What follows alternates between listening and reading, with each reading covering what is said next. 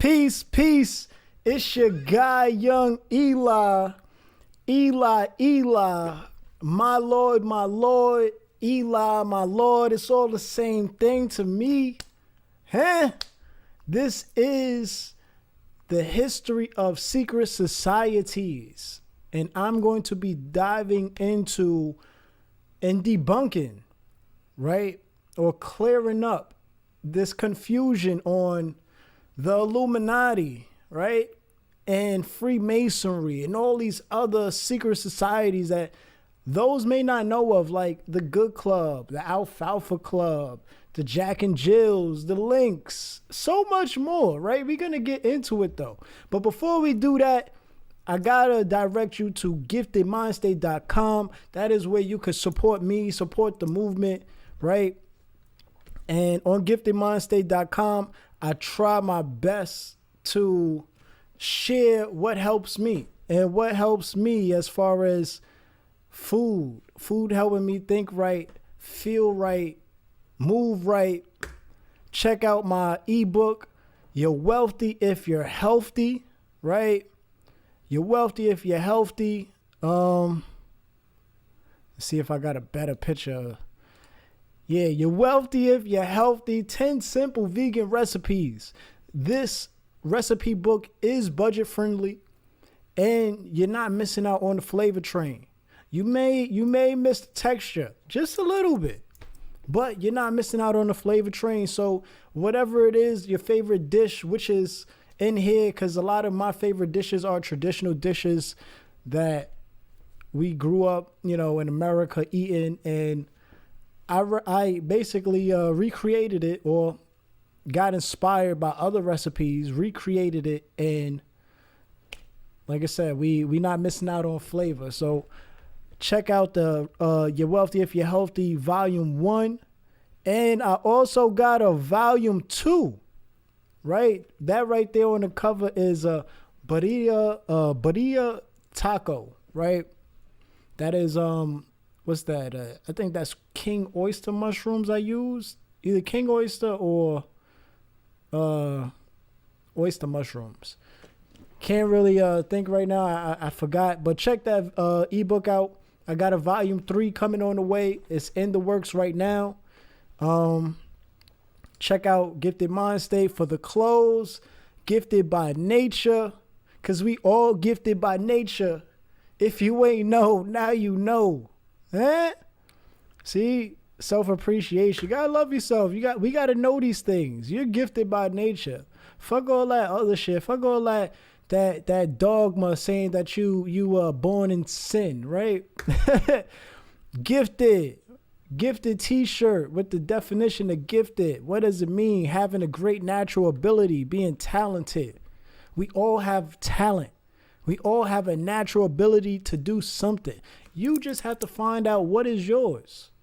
Go support giftedmindstate.com. Check out the shirts. Definitely pick up your shirts today. We got a plant-based t-shirt in navy. I'm wearing the red one right now.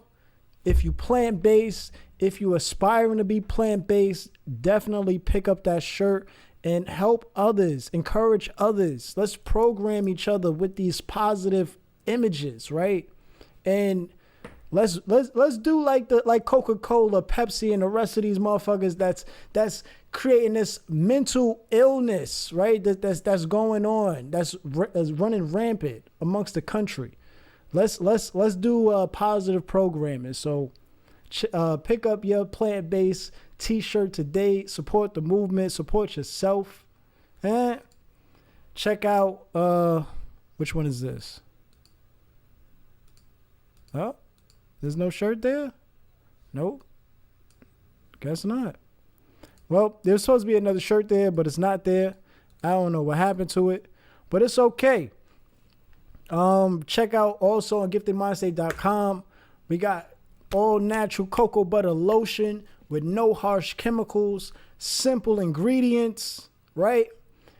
This is look, we trying to detox our body from the negativity, from negative images, the clothing, the chemicals, right? Everything that is is not only messing up our mind, but messing up inside our body. You know, treat our body right, we treat the mind right. So, you know, what they say, the skin is the largest organ. So you want to treat your skin right. So let's do it in a healthier way. Pick up some all natural cocoa butter lotion for your hands and your body. Elderberry, we are out of stock of elderberry syrup, but you can pre-order it right now on giftedmindstate.com. Expect your order to be shipped at the end of June, right? Same thing for the sea moss. You can expect shipments to be, orders to be shipped out by the end of June, but go pre-order your sea moss. I think I got black seed oil also for pre-order, but that is not being shipped out until September, right?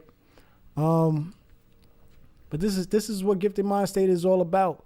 Gifted Mind State is consciousness.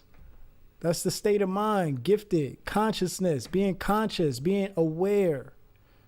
It's great to be aware. It's great to be conscious. It's not really good to be unconscious unless your unconscious decisions are positive and they're serving purpose rather than emotional unconscious decisions where you're self-sabotaging, harming yourself, and so forth. You feel what I'm saying? Also, check out my EP. A change is gonna come on giftedmindstate.com, and it's also available on all music streaming platforms. A change is gonna come. As you see, I'm dressed up in this fictional character, Jesus. And the reason for that, the message behind this is Jesus in whatever language we're using, right? Latin, Hebrew, or what is it? Septuagint, right? Because it's technically just Greek Hebrew. What else? Jamaican for Jah, right? And even English. It all ties back to, or all goes back to saving, salvation, savior, to rescue. So with that being said, the message is a change is only going to come if you allow the change, if you make the change happen, right? We got to help ourselves. We got to learn to help ourselves. We got to be able to save ourselves. We got to love ourselves first. You can't save yourself if you don't love yourself. So that is, that's what it's all about. Speaking about saving yourself, I forgot about this shirt here. Check out. Hold on, let me take this down. Check out self-care is self-love, right? Because self-care is saving yourself. Self-care is loving yourself. You can't save yourself if you don't love yourself. So take care of yourself, love yourself, treat yourself right? When we love ourselves, when we on this journey of self-love, at the end of that road is selfless. And I know less is in the word selfless, but that doesn't mean you got to love yourself less. That doesn't mean you are loving yourself less. You don't love yourself less at all. But being selfless is better than being selfish, right? But be selfless. Love others as you will love yourself. Same thing that this fictional character said in the Bible, right? Which is going all back to Ma'at, right? Which is the precursor of this, or the predecessor of this 561 commandments or 10 commandments, right? So with that being said, let's jump into this presentation. So I wanted to start off the presentation with the definitions, right, for fraternity. So fraternity, the reason why I wanted to start off with the definitions anyways, because a lot of people misconstrue these definitions or don't care about definitions. They just using words and coming up with their own meanings for it. But that is why there's a whole bunch of confusion on now. So fraternity, there was actually one of these sheep belonging to one of these organizations. And they said that fraternity or fraternal came from this guy who brought together these three these three organizations, it said that it's fraternal, right? But anyway, this is why I wanted to bring out the definition. So the definition for fraternity is a group of people sharing a common profession or interests, right? And it says what? North American definition would be a male student society in a university or college, a religious or Masonic society or guild, right? Then it says the state of feeling of friendship and mutual support within a group. So as you see, the similar words for fraternity will be a profession, body of workers, a band, group, set, circle, society, club, association, lodge, union, organization, alliance, brotherhood, right? We hear a lot of brotherhood from biker gangs and so forth. Who happens to need charters, right? And when we talk about charters, before churches, I mean, charters come from these secret societies, if I'm not mistaken, right? What else we got here? Sorority, sisterhood, clan, like a clansman, right? The fraternity. What else? Solidarity, kinship, companionship, togetherness, union. And then as you see in the origin, it comes from fraternus, Latin fraternitas. All goes down to English fraternal, which is fraternity. So now cabal. Cabal is what? A secret political clique or faction. And as you see here for similar, cabal, right? Caucus. This is why I had cabal there anyway. We know about the caucus, right, in the government, and we know about the black caucus, right? And this is also why I wanted to do this shit too, because this presentation here is going to make those aware of devils and what they call black devils, white devils, black devils. I don't really deal with the color because color doesn't identify a person, right? But as far as the narrative goes, we have white devils and black devils, and this is we're gonna get into it. So you got the caucus, you got the black caucus. Then you see right here, cabal for sect, right? You also got similar for sect. And what is a sect? You have different religious sects like Christianity and Judaism, Islam, right? They have so many different sects. And then look, also similar, confederacy, right? Now it says a secret political clique. And these are the similar words for a secret political clique or faction. A secret, which means you may know about it, but you don't know what's going on inside of it, right? So also you see here pressure group. You also see gang. You also see camp. You also see party, right?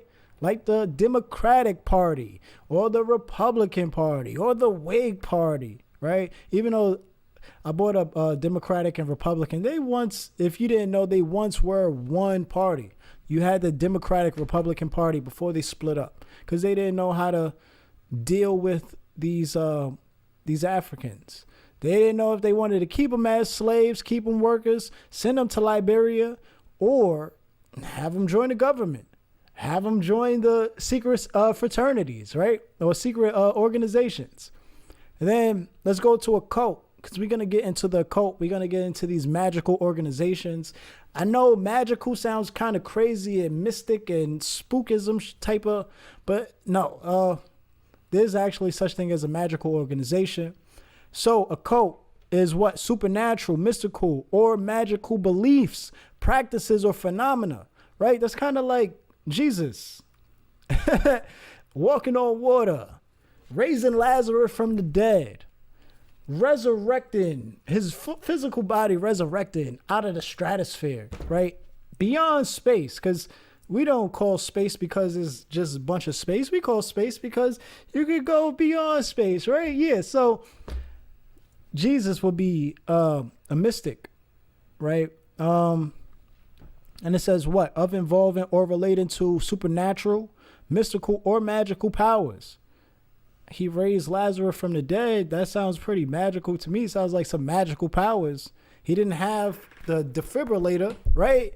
He wasn't clear. The motherfucker raising motherfuckers with his magical wand, right? Or the staff, right? Communicated only to the initiated. Esoteric. Don't they say the Bible is it has esoteric elements in it? Yeah. Let's go. Let's see. Medicine. Not accompanied by readily discernible signs or symptoms of blood abnormally present in feces, but detectable only chemically or microscopically. What else we got here? Cut off from view by interposing something. And astronomy for concealed from view by passing or being in front of it. So basically hidden, right? That's what we're getting at. It's just hidden. What's paranormal? I mean, it's all saying the same thing. Look, beyond the range of ordinary knowledge or experience, mysterious. All of this stuff is hidden. And then when you go down here to hide, to origin. Origin for Latin, it says what? To hide. Latin, to conceal. Latin, secret, right? And then you got down here also, it says covered over. Then you got a coat.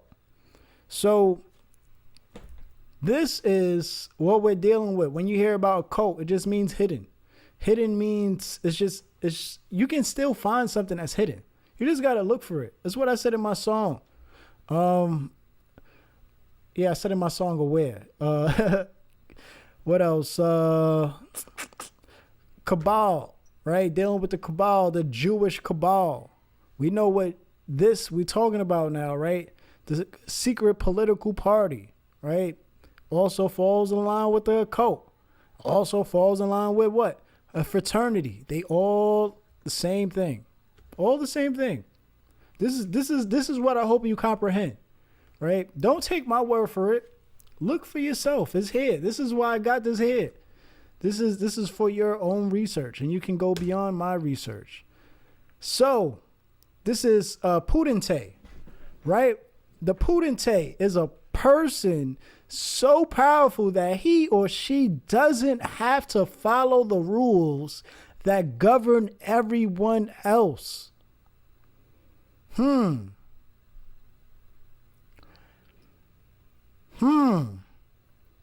A person so powerful that he or she doesn't have to follow the rules that govern everyone else. We got to pay attention to that, as it has a lot to do with this, as it has a lot to do with everything we're going to talk about, right? So let's get started in the history of these secret societies. So, early Illuminati from the Britannica, which is an encyclopedia and a scholarly source, says, according to adherents, the source of the light was viewed as being directly communicated from a higher source or due to a clarified and exalted condition of the human intelligence. To the former class belong the alumbrados, right, which means enlightened, of Spain. Spanish historian first finds the name about 1492. That is a very important date right there, right? Or a very important year, 1492.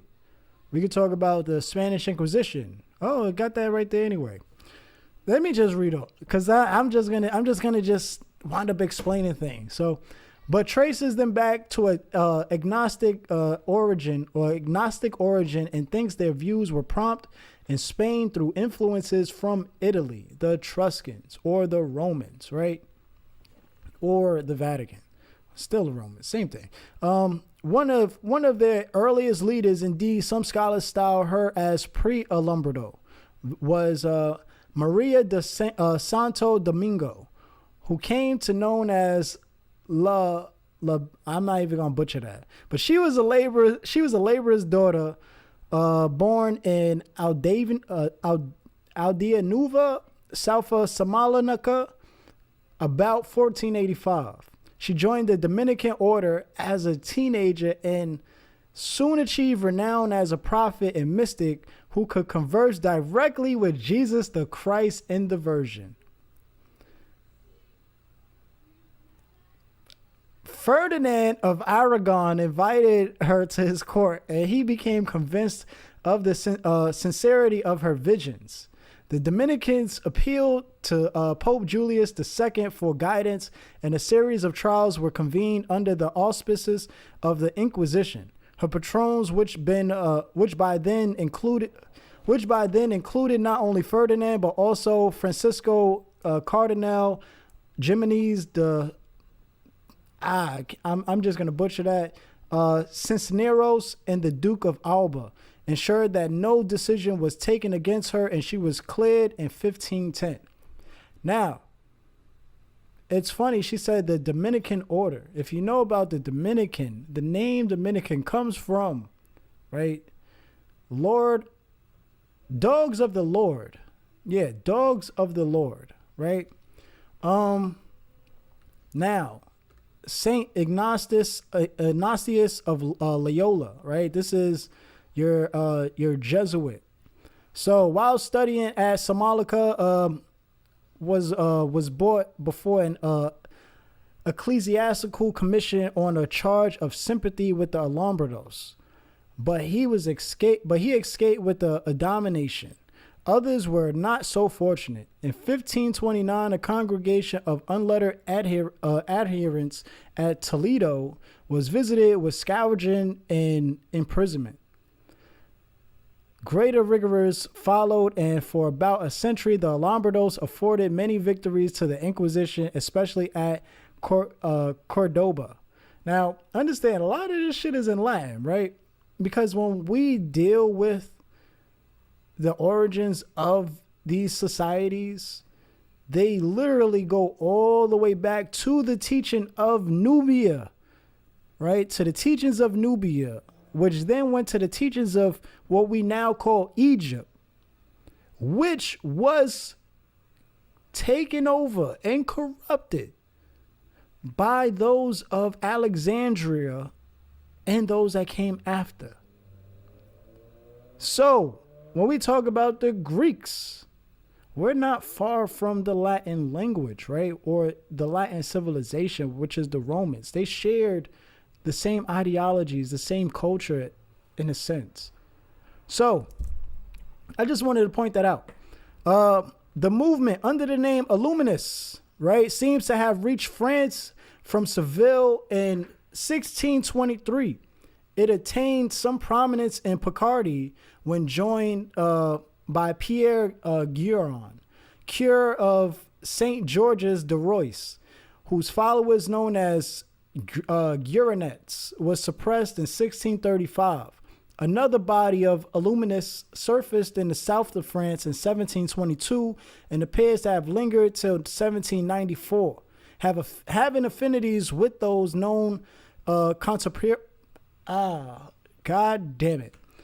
These words. I'm not even going to do it. Anyway, as French prophets, an offshoot of the Protestant militant Camisards, right? So, talking about the Ignatius, right? He is the founder of the Jesuits, a.k.a. the Society of Jesus, a.k.a. the influence of Freemasonry.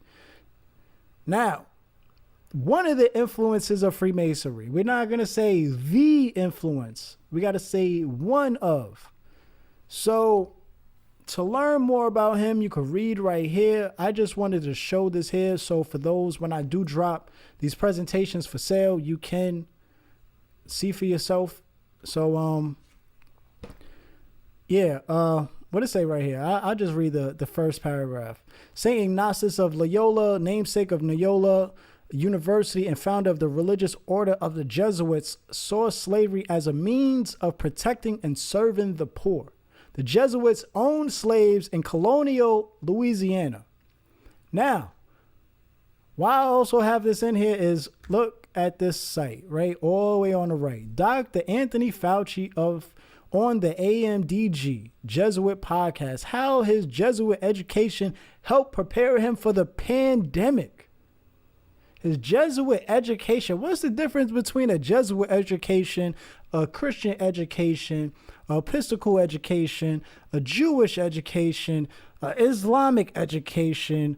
May I go on? What is the difference? They're all the same thing. They're under the Abrahamic umbrella, right? How did his education prepare him for that pandemic? Very powerful podcast. Go watch that, listen to it, discern for yourself. As you see here, got more on the Jesuits, right? You can read these on your own. Pause it if you want. Read it. There's multiple Jesuits on sex abuse list known as still priests today. That was I may have screenshotted that 3 years ago, so that may be about 5 years old now, or 4 years old now. But as you see, that's the title there. Check it out. You see the channel. Over here, many historians are of the view that the construction of the modern day Masonic Templars was heavily influenced by the Jesuits, right? History seems to show that the Roman Catholic Jacobites. Now, if you don't know about the Jacobites, Jacob is the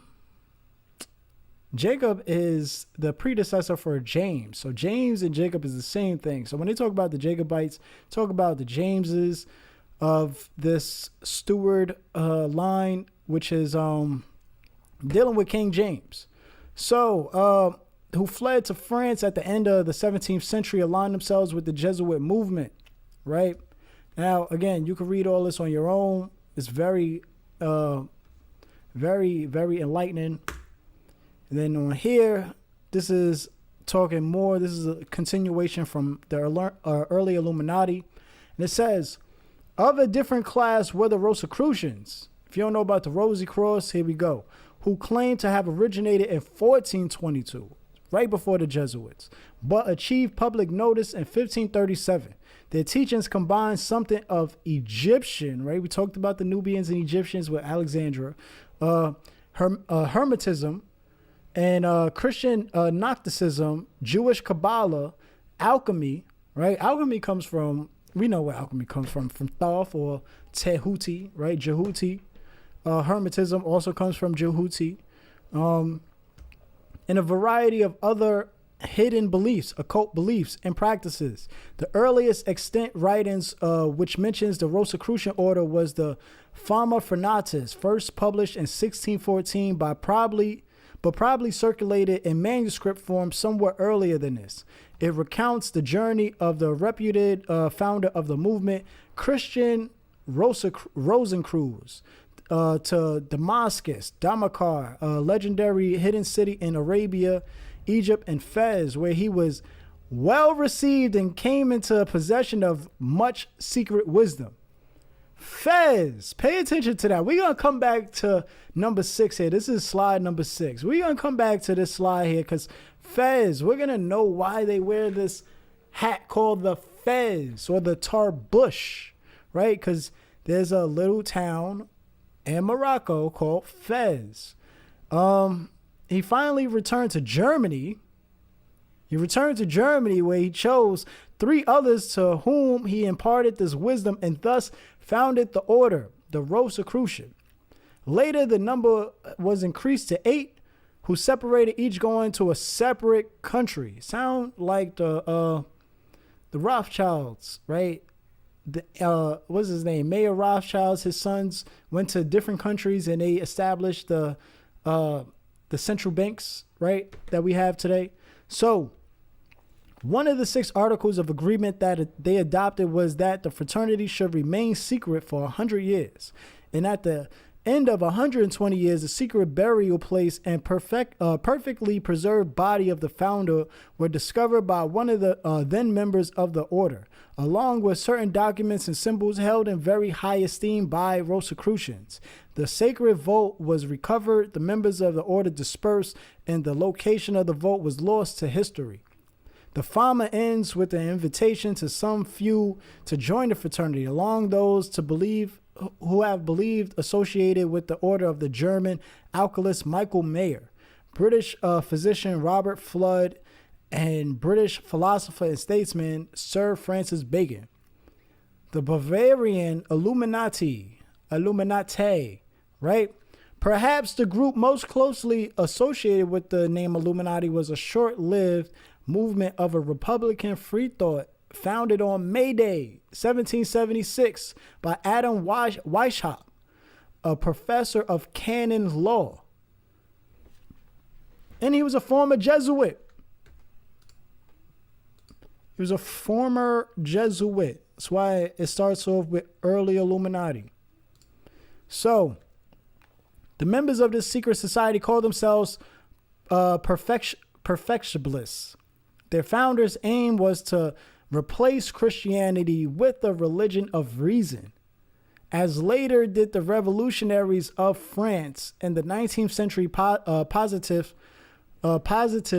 philosopher Auguste Comte. The order was organized along Jesuit lines and kept internal discipline in a system of mutual surveillance based on that model. We're not getting far from the Jesuits. The Jesuits still hold power in the Vatican. Where we at? Its members pledged obedience to their superiors and were divided into three main classes. The first included novices, Minervals. If you know about Minervals, then you know about the Bohemian Grove or the Bohemian Club in San Francisco, which is where those members go to the Bohemian Grove. You'll know about Minerva, which is also in the military. This owl. And lesser Illuminati. The second consisted of Freemasons, ordinary Scottish and Scottish knights. And the third, or mystery class, comprised 2 grades of priest and regent, as well as magus and king. I'm not going to read that over. You can read that last part over for yourself. Read those 3 main classes, right? This is making you aware of what's going on. When motherfuckers say secret societies are running the world, that is not a conspiracy. That is truth. A conspiracy needs more evidence to be proven. It has some type of evidence, but it has no evidence to be proven, right? This can be proven. This is coming from the Britannica. This is a scholarly source. They're telling you, it's in your, they say that the truth is best hidden in plain sight anyway, right? So moving on. Freemasonry, the teachings and practicing of the fraternal men only order of free and accepted Masons, right? And it says men only, but we know in modern times that is a lie. There are Freemason orders that accept women and also have been founded by women, right? But where we at? The largest worldwide secret society, an oath-bound society, often devoted to fellowship, moral discipline, and mutual assistance, that conceals at least some of its rituals. You gotta know about some of them, but you're not gonna know all of them. You may know about the book that William Morgan put out, so you can understand what they went through, but you're not gonna know everything. Unless you know about these authors, right? Unless you buy their books, which is super fucking expensive. I'll buy them if motherfuckers donate. I'll buy them shits. I'll read them. I'll take the risk. I'll read them shits live. But they're expensive. So again, you're not going to know unless you know. If you know, you know. So customs or activities from the public. Secret societies do not necessarily conceal their membership or existence, but they do conceal everything else. So, spread by the advance of the British Empire, right? Because when we talk about the British Empire, we talk about chivalric orders, the Order of the Golden Fleece, the Order of the Garter, it's so many we can go by, right? the Order of the Orange Order, right? Which is the Scottish. I mean, well, I think that's the Irish. Hold on.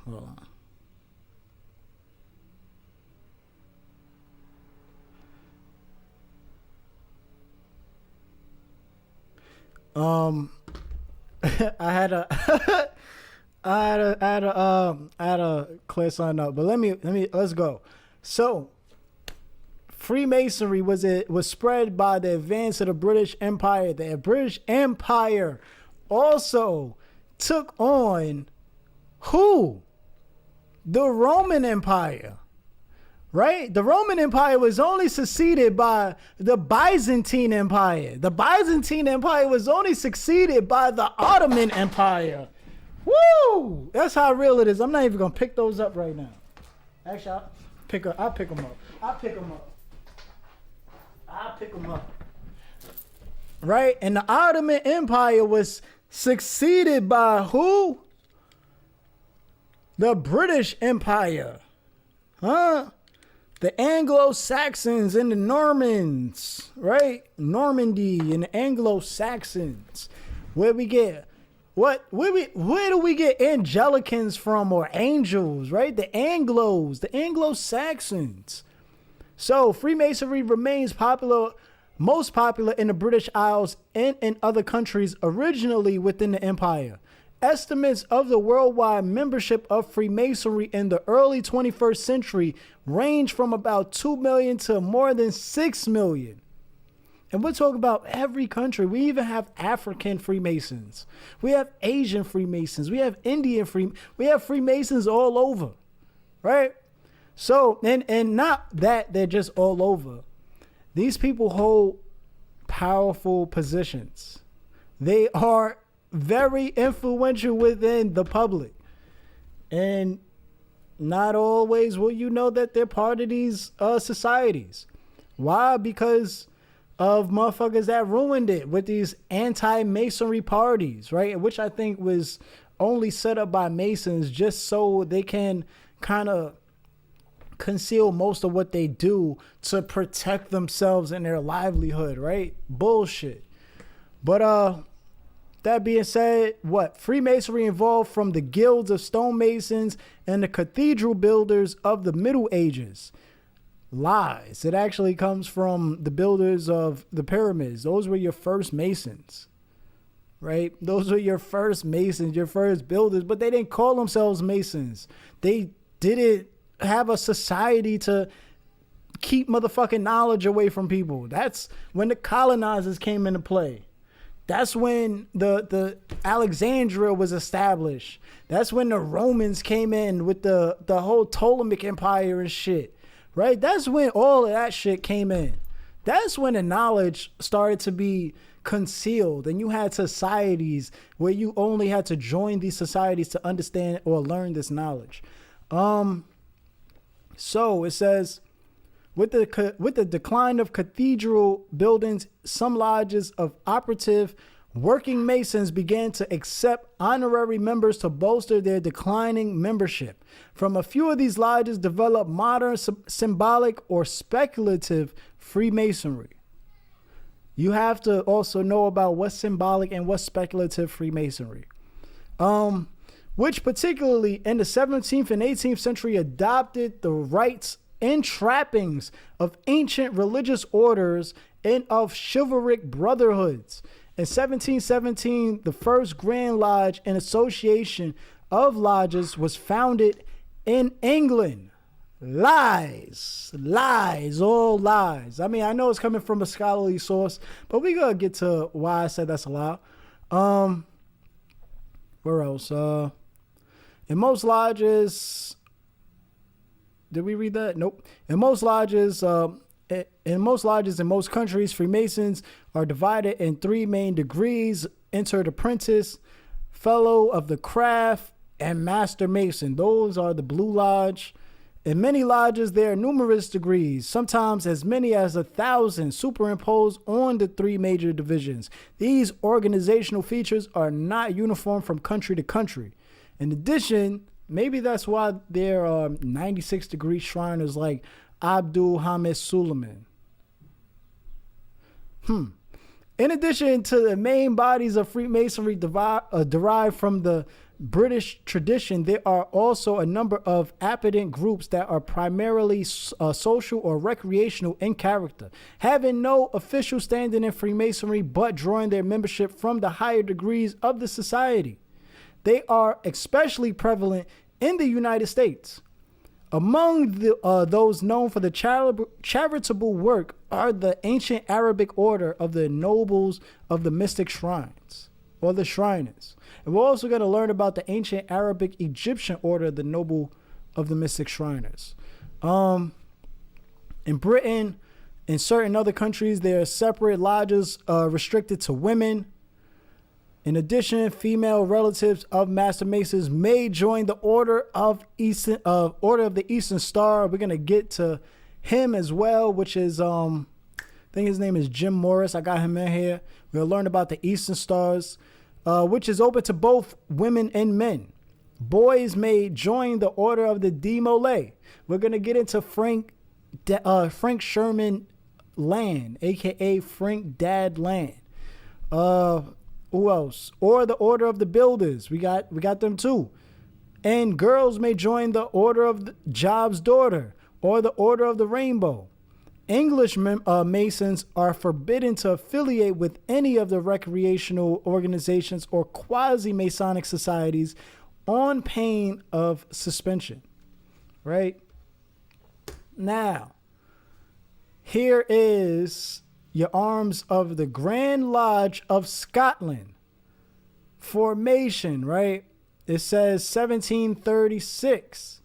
But the oldest records held by the Grand Lodge of Scotland are minutes of Lodge Ekeson's Haven, which commenced on January 9th, 1599. 1599. It's a long motherfucking time.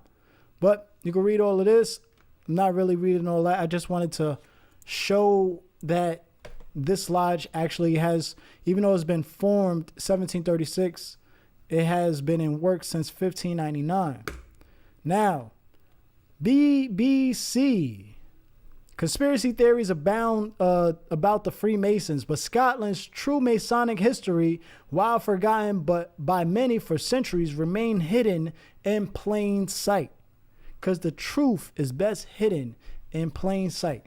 Now, down here, as you can see, is located at number 19 Hill Street. Mary's Chapel isn't a place of worship. It's a Masonic lodge. And with its records dating back to 1599, it's the oldest proven Masonic lodge still in existence in anywhere in the world. Right?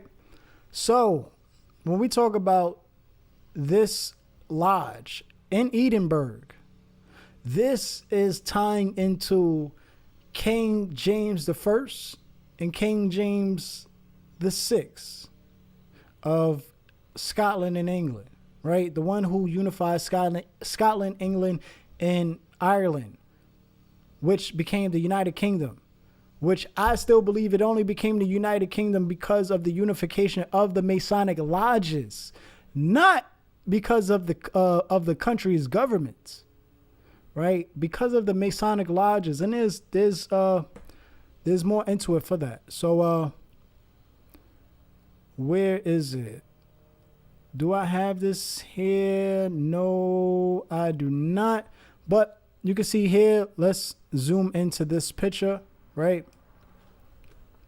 So look at my mouse cursor, right? Now, you will see this symbol right here, NO. You'll see that like as number, right? Number one, right? You see that. This is how they do. Now, you see this here, right? See that cross? See that cross? This is the Marian cross, right? The Marian cross is a term to describe a symbolic representation of the close connection of Mary with the redemptive mission of Jesus. The letter M below the cross indicates Mary's presence at the foot of the cross. That's what that means. And then you can see down here, John Paul II, coat of arms. That's what that is. And the reason why I got that there is because there's a whole misconception. Because a lot of these Bible thumpers, a lot of these sheep want to differentiate themselves from these orders. But all of these cults are the same. They're just religious cults. They're no different. Y'all use the same book. But I wanted to show you also use the same symbols. And as you see, you also got the Shield of David there, right? Why is the Shield of David there? In Scotland. On a Masonic lodge. In a circle. We're going to get into that. So we talked about the Marian cross. Now, here's your foundation. Your foundation for the motherfucking secret societies. Your religious societies. This is your Knights of Templar. Right? Look when it started. First of all, look when these people were born. 1070. Right? This guy here, Godfrey. They don't say when he was born. But you see, the Knights of Templar was founded 1118. Godfrey became one of the members 1119. We got the Demolay, right? Where Frank S. Dadland was inspired by, right? Because the Knights of Templar also, we're not going to act like they was just a military, religious, Masonic order. They were a fraternal order that laid the foundation for all other orders that came after it. This is why you have the Order of the Demolay, right? This is why in here it says boys may join the Order of the Demolay. Jacques Demolay. And you see what he's wearing right there, right? We're gonna get to that too. We're gonna get to the other religious orders as well. So let's go to the Knights of Templar. As you see, they don't discriminate, right? You have African Americans, you have Europeans, you have Euro Americans, right? They don't discriminate. These are your Knights of Templar. These are your Knights of Templar. Look, I got this face right there because I'm like, why? Why are you joining something you don't even know? Why are you joining it? You want to dress up? You don't have to join in order to dress up. You don't have to, right? But now getting more into the Knights of Templar, the Baphomet, right? This is your symbol for your satanic church, right? Anton LaVey. They also associate the satanic church also with Aleister Crowley, but Aleister Crowley had his own thing going on. But Anton LaVey, right? He may also been influenced by the Knights of Templar, right? So the Baphomet invented pagan or Gnostic idol or deity that the Templars were accused of worshiping, and that was later embraced by various occult and mystical writers. The first known mention of the Baphomet was in a letter written in 1098 by Anselm of Ribmont, describing the siege of Antioch during the First Crusade. Anselm stated that the Turks called loudly upon Baphomet. Most scholars believe that the word refers to Muhammad, the founder of Islam. In 1307, Philip V, right, or the sixth of Philip IV of France had every Templar in France arrested, accusing him of such heretical acts as idolatrous worship of a bearded male head called Baphomet. By the 19th century, Freemasons had also been falsely said to worship the Baphomet. Right? And then it says in this book, Dogma et Ritual, the influential French occultist Eliphas Levi created the Baphomet that has become a recognized occult icon. So before they had this image, it was just an idea, a concept, and this man brought it into life. He brought it to life. So it says the book's front piece was a drawing of Baphomet imagined as a Sabiatic goat, a hermaphroditic winged human figure with the head and feet of a goat that is adorned with numerous esoteric symbols. And it's funny that it says a hermaphroditic winged human, right? Hermaphrodite. This is bad. They say this is bad. This imagery here is bad. Have you ever seen the etymology for the word bad? Have you? Bad is hermaphrodite. Bad is hermaphrodite. But here, you can look here. This is Eliphas Levi. This is a little bit on his life. He wrote over 20 books on magic, Kabbalah, alchemical studies, and occultism.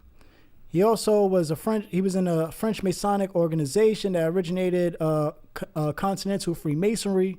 If you know about Continental Freemasonry, that is, I think, dealing with the British. But also, yeah. So check this out. See for yourself. This is the guy, again, who created this image. I'm going to go a little bit further. This is more dealing with Eliphas, right? Says, here is what Eliphas Levi had to say about the Baphomet image he drew. My thanks go to Christian Hakim or Joachim Hartman for providing me with the translation from Levi's book.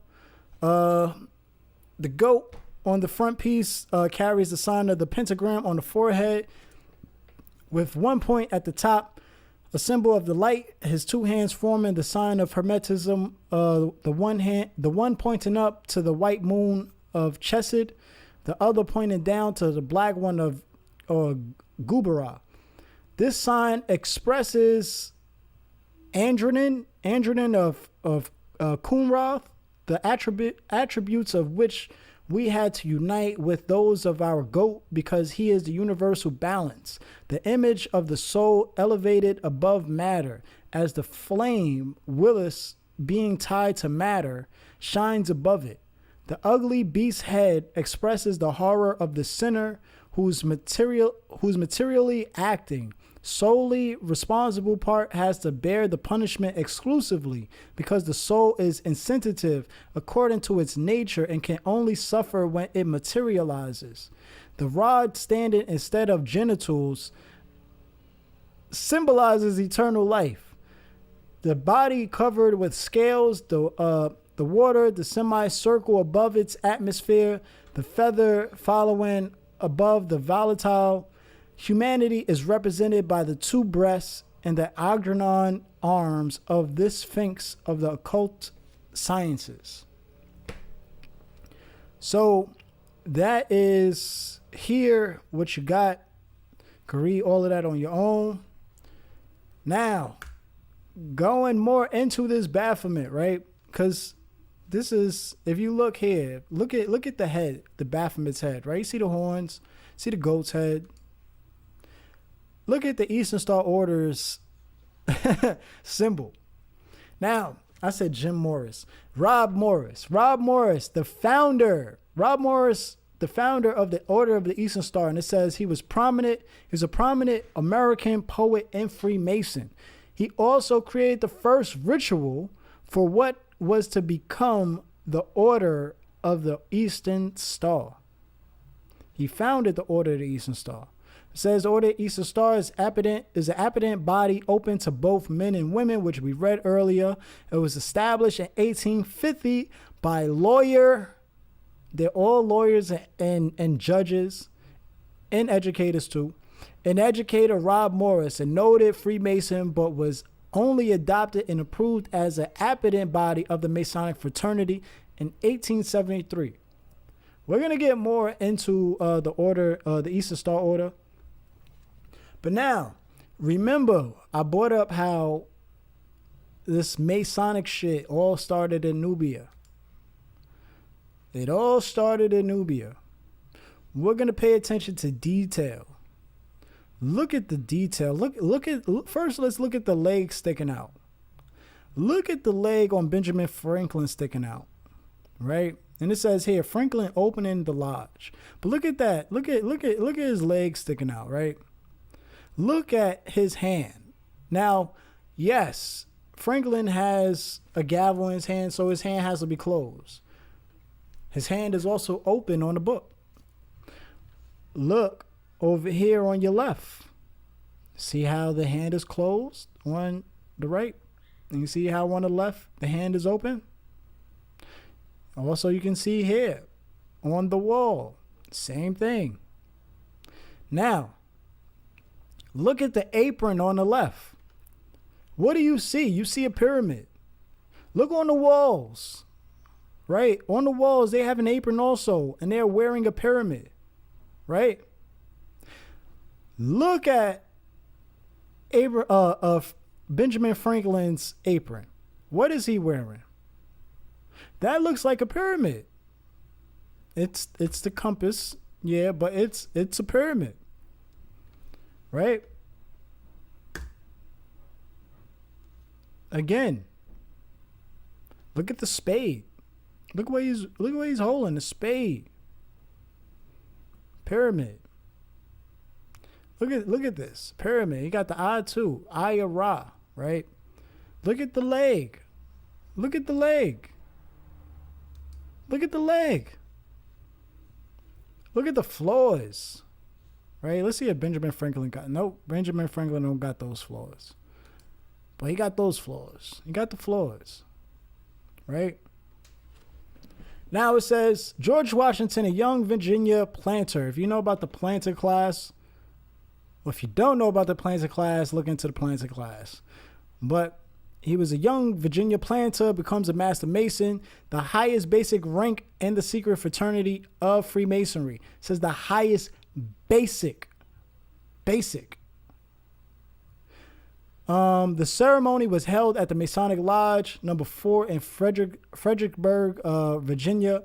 Washington was 21 years old and would soon command his first military operation as a major in the Virginia Colonial Militia.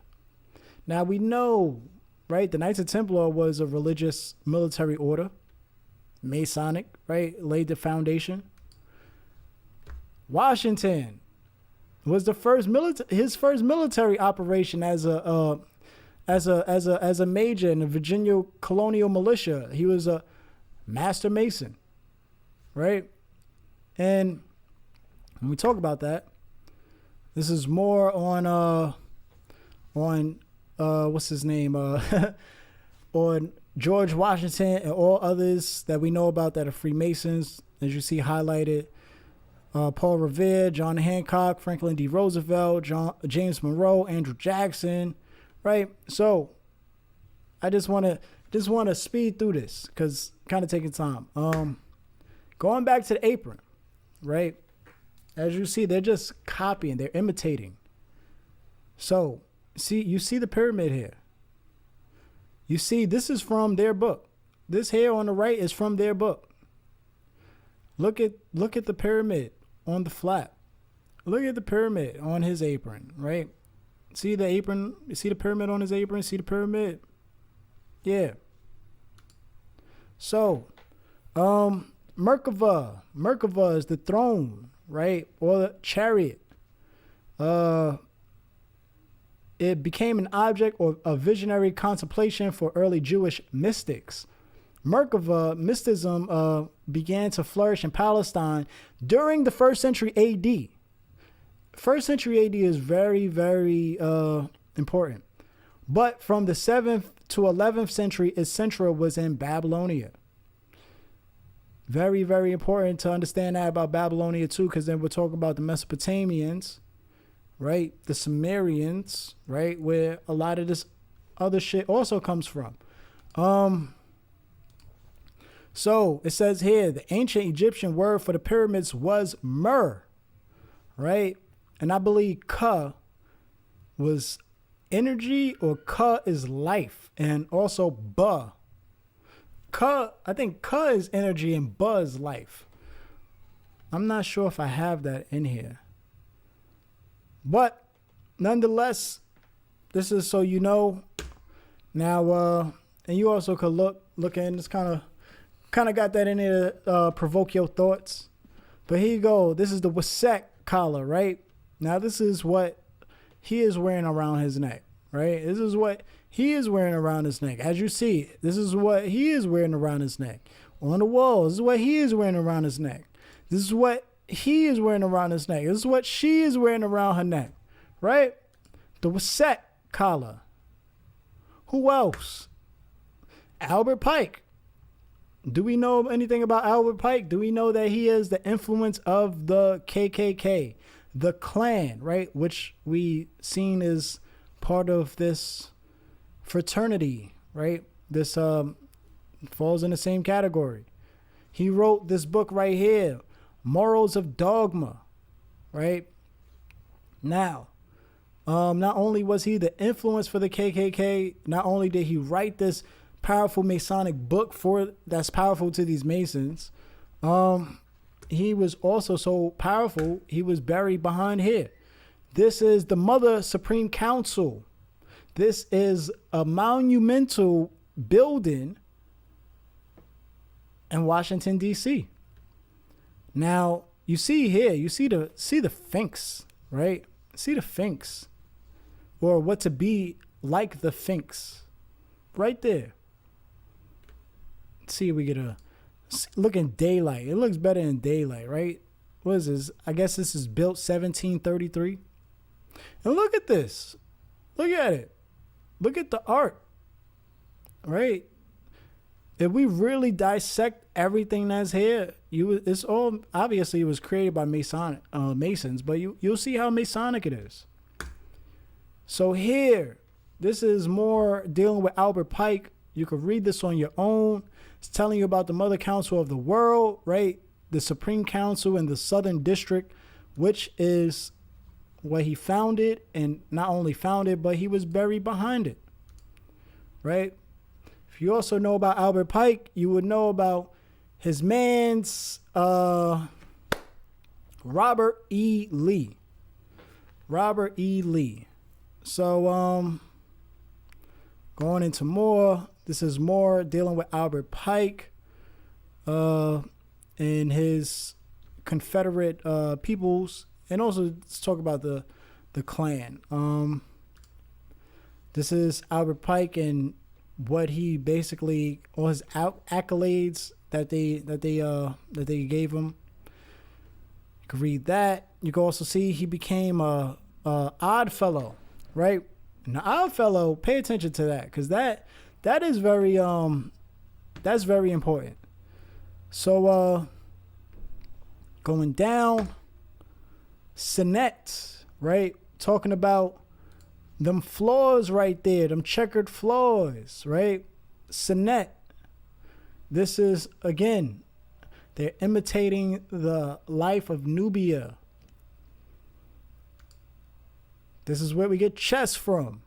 See them floors? See the floors? Look, they play games.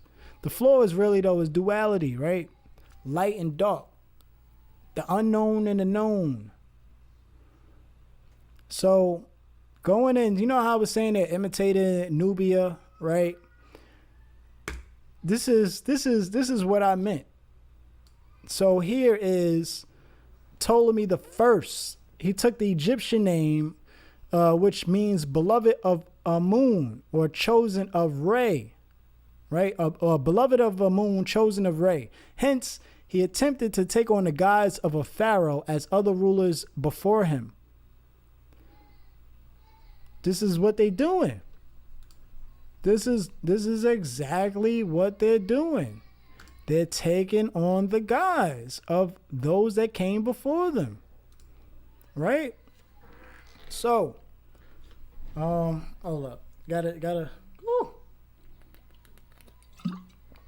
It's hot up in this mug. So, Prince Hall, right? Talk about Prince Hall. Oh no, what happened? All right.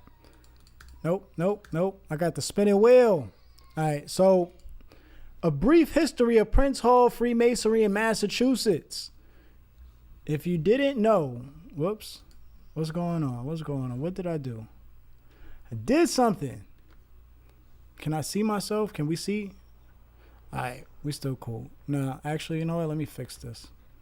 I don't like that.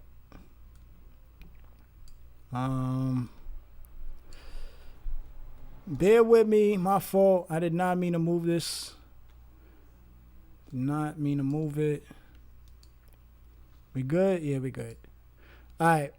So, March 6, 1775. Pay attention to that date, because that is very important.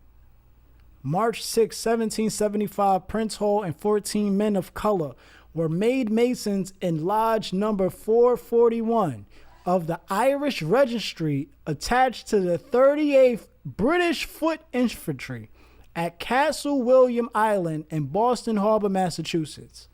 It marked the first time that black men were made Masons in America. They have this on their website. It tells us that in order for you to have been free in a time in this country, on this land, when those who look like myself weren't, you would have been free if you were a Mason. That's what I'm getting here. March 6, 1775. The American Revolution. I mean, Independence Day wasn't even established yet, right? So, let's jump down. Under it, African Lodge was organized on July 3rd, 1776. July 3rd, 1776.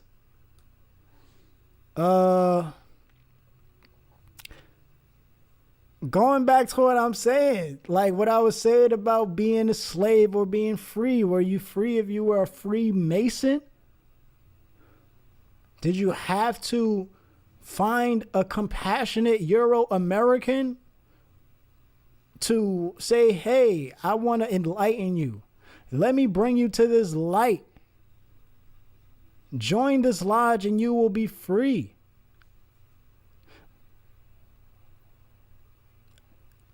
Make it make sense. I've asked plenty of these Prince Halls.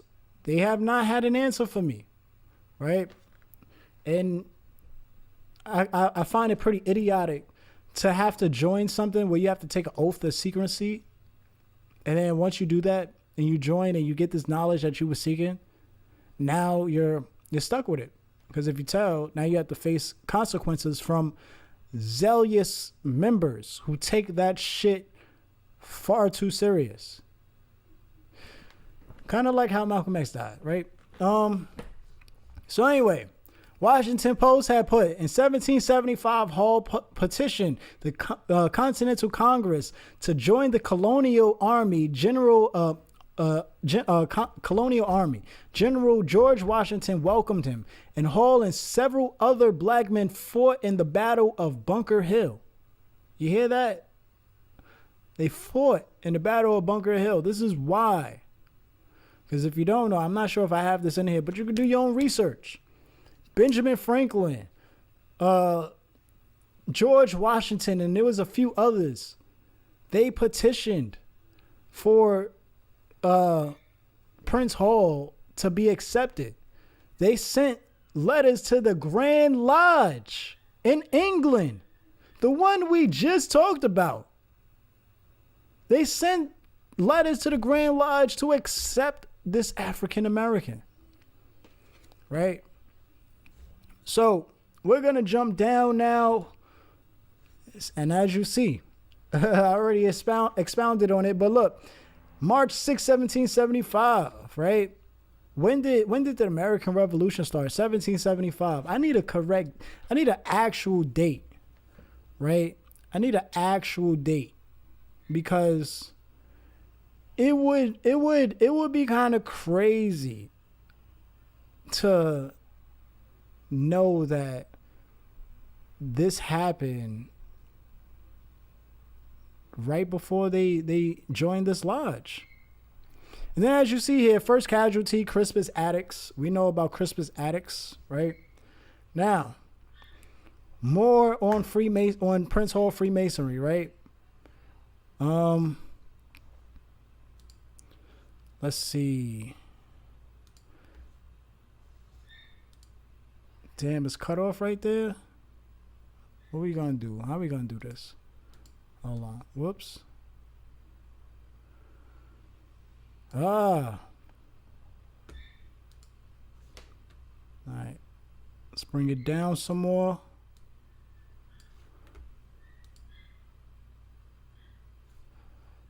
Bring it over. We good. All right. So, in addition, right, as you see, Hall, he built the first schoolhouse used to educate children of African descent in the Boston area. Prince Hall, what is it? Members of Prince Hall range from people such as Reverend Jesse Jackson Sr., the Reverend Al Sharpton, W.E.B. Du Bois, Richard Pryor, Duke Ellington, Charlie Ringo, NBA superstars Shaquille O'Neal and Scottie Pippen, right? Some people may know this already, but others don't, so that's there. Also, about the whole school thing, a lot of these HBCUs, right? A lot of these HBCUs were founded to educate African Americans or African descent. And the first thing they would teach it was religion. I haven't looked really into his first school and what they taught, but I'm pretty sure it wasn't far off from learning religion, as the whole organization is based on religion. But this is from one of the books, the Masonic Abolitionist says, without Prince Hall Masonry, there would not have been an underground railroad as it is understood today. As it is understood today. And as you can see here, John Brown, who Boule member Dick Gregory, Alpha Phi Alpha, says he was the baddest white man in America, right? John Brown, the one who inspired this 1865, right? The whole Civil War. So he was also inspired by Nat Turner, by the way. But right here, he joined a local Masonic lodge, though he later quit the Masons after he became embroiled in the scandal surrounding the disappearance of William Morgan. So he joined and left. This is why he passed away. When you take oath and you break oath, that's why William Morgan took an oath and broke the oath and disappeared. Right? Now it says his son, Brother John Brown Jr., is reputed to have been a Freemason. And he's also claimed to have been buried with Masonic honors, right? So did it matter what his father thought? No, because he was still influenced by his father making that right. Making that right. No pun intended. But this is the date though, 1776. What happened? We got the Illuminati that we learned about, right? The Bavarian Illuminati, founded by Adam Weishaupt.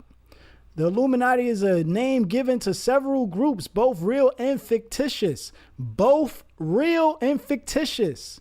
Historically, the name usually refers to the Bavarian Illuminati, an Enlightenment era secret society founded on May 1st, 1776. So this happened March 6, 1775. Oh, you know what? No, my fault. May 1st, 1776, right? And then we got July 3rd, 1776, the African Lodge, right? Phi Beta Kappa. Later, December 5th, 1776, right? And as you see, the very first fraternity. It actually wasn't, it was as far as it had chapters, but because it's a society, I would say no. And we're going to get into why no. As you see, Phi Beta Kappa's first meeting took place on December 5th, day before my birthday, 1776, in the Apollo Room of the Riley Tavern in Williamsburg, Virginia. John Heath is the organization's founder. So here is from William and Mary's College, or the College of William and Mary's, right? This is where Phi Beta Kappa was founded. But this is also where the first secret society was founded for your school, right? So let's drop down to here. John Heath. This is the founder of Phi Beta Kappa, right? He is America's first frat boy, as you see. We got information on John Heath, right? You can look all up in here, read it for yourself. It tells about, what to say,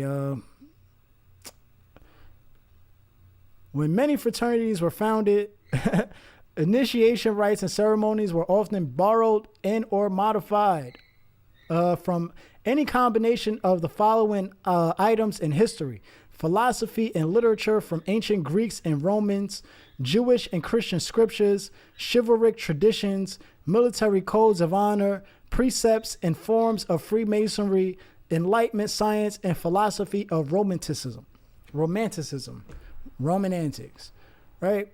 So you can read all this on your own. This is more. You can see those three stars right there. You see how they point to those three stars. Very Masonic. Now, here is your first society. This is where John Heath, this is where he was rejected from. This is why he founded Phi Beta Kappa. This is the Flat Hat Club. The Flat Hat Club was founded by Thomas Jefferson, right? Thomas Jefferson founded the Flat Hat Club. And it says it here. You can read that. This is in Atlantic. Here is your first sorority.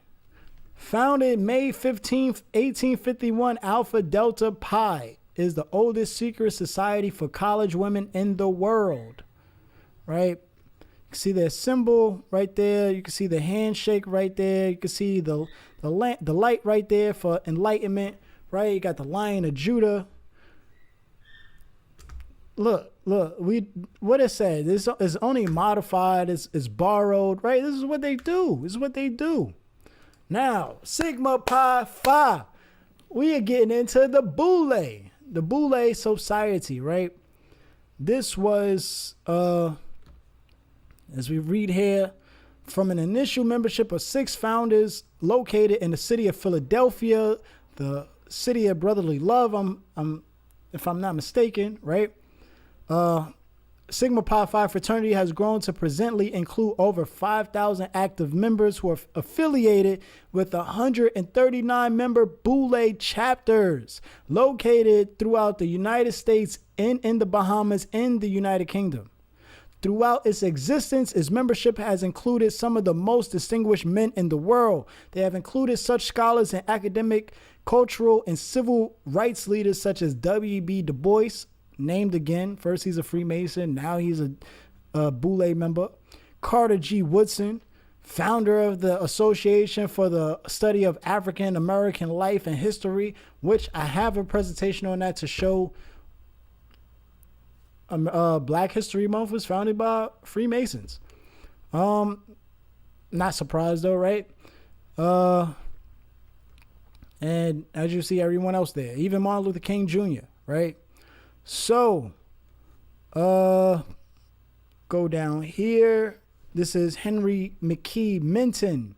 He is your founder for this Sigma Pi Phi, or one of the founders for the Sigma Pi Phi, right? Now, here, this explains all about it, right? To learn about it, you get to see right down here, first paragraph at the end. His fraternity would contain the best of Skull and Bones of Yale and Phi Beta Kappa. Right? And it's just more to read about the Boule. Get to learn. This is outside of the Boule Society. Is actually the Greek definition of Boule, right? Also showing the Masonic symbolism within your Boule. As you can see, the triangle, right? Here's more on your Boule. Black fraternity packed with past greats look to build future leaders, right? Past members of Sigma Pi Phi, we already went through that, went through this. It's just more. See, a lot of this is just more sources to back up what's being said. So here is from their website, Sigma Pi Phi. As you can see, they're telling you their history. Over here, they're showing you their notable members and past members, right? And present included. Come on, stop telling me about all this space that I don't have. I don't care. As you see, Martin Luther King Jr., he is a notable member on there. Eric Holder, we know about Eric Holder, right? Not Holden or Holder of Nipsey Hussle, but Eric Holder. Even Coretta Scott King. And man, talking about the Kings, I got his niece up in here too. She's an evangelist who is a heavy Trump supporter. But here again, more from their site. This is another Boule chapter. As you see, they're mentioning their names. You see, they're always going to mention, Martin Luther King, W.E.B. Du Bois, Carter G. Woodson, so forth, right? The Boule focuses attention on the HBCUs. Shout out to Steve Coakley, because Steve Coakley been bringing this to people's attention about the Boule and these fraternities and sororities, right? So this is understanding Adelphi, right? And over here is just a little article on the Boule and its intentions with HBCUs. Here is their symbol right here, right? Look at LeBron James and his tattoo. Look at that. Oh, but it's a lion's head. What does it matter? What does it matter? He knew what he was doing. You don't think he didn't know what he was doing? First of all, the lion head is there for the king. They call him King James, right? Boule doesn't necessarily just deal with fraternities and sororities. They don't just deal with the HBCUs. These people are a non-collegiate organization, right? So, so Boule, right? a legislative body of ancient or modern Greece, Senate. And then also French, literally, ball, right? So kind of like with the Shriners and Putantes or Pudente, right? Where they have balls, the Pudente balls. Pause. Here you go. The Boulé's modern membership includes a handful of white members, as you see, founded by a bunch of African Americans, but they have a handful of white members, some of them Jewish men active in the civil rights movement. Sound like, what's his name? Bernie Sanders. Huh? There were no women in the fraternity's 96 chapters, and members say no plans to open membership to them. It's a lie. It's a lie, because when we talk about Kamala Harris, you can Google Kamala Harris and Boulé, and you will see her 65th Boulé speech come up, right? I think that was by the other Boulé member who brought it up. But yeah, this is more talking about the black upper class, right?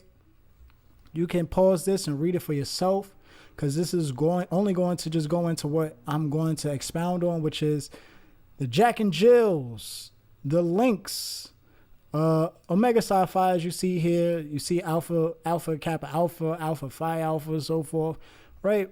This is these orders, these organizations, they all work together.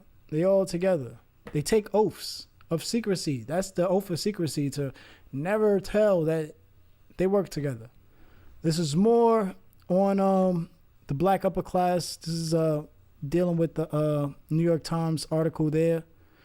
You'll be able to read that when you get your hands on this, or just pause this and you're going to be able to read it for yourself. That's why I made it so big. Here is the Jack and Jill. The Jack and Jill of America, our history. The late Marion Stubbs Thomas founded Jack and Jill of America, incorporated on January 24th, 1938 in Philadelphia, Pennsylvania. Philadelphia again, right? We talk about Philly. We're talking about the Boulé. The Boulé, right? So 20 mothers came together to discuss creating an organization to provide social, cultural, and educational opportunities for youth between the ages of 2 and 19. That is how they usually do anyway. That is what these Masonic organizations or these secret societies do anyway. They go after the children. If it's not influenced by the parents, you have other organizations that's ran by the Odd Fellows and Scottish Rites and so forth, that you have Boys and Girls Club and YMCA and many others, right? So, Marion Stubbs, as we see, she was part of, what's that? Delta Sigma Theta? Was that Sigma Delta Theta? Hold on. I got this in here. Hold on. I just want to be correct. Delta Sigma Theta.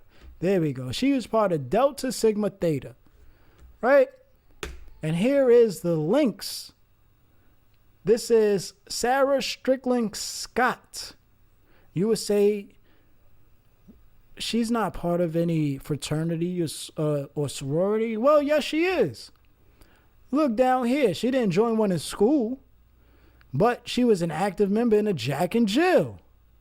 The Jack and Jill, founded by a Delta Sigma Theta member, a Boulé member, right?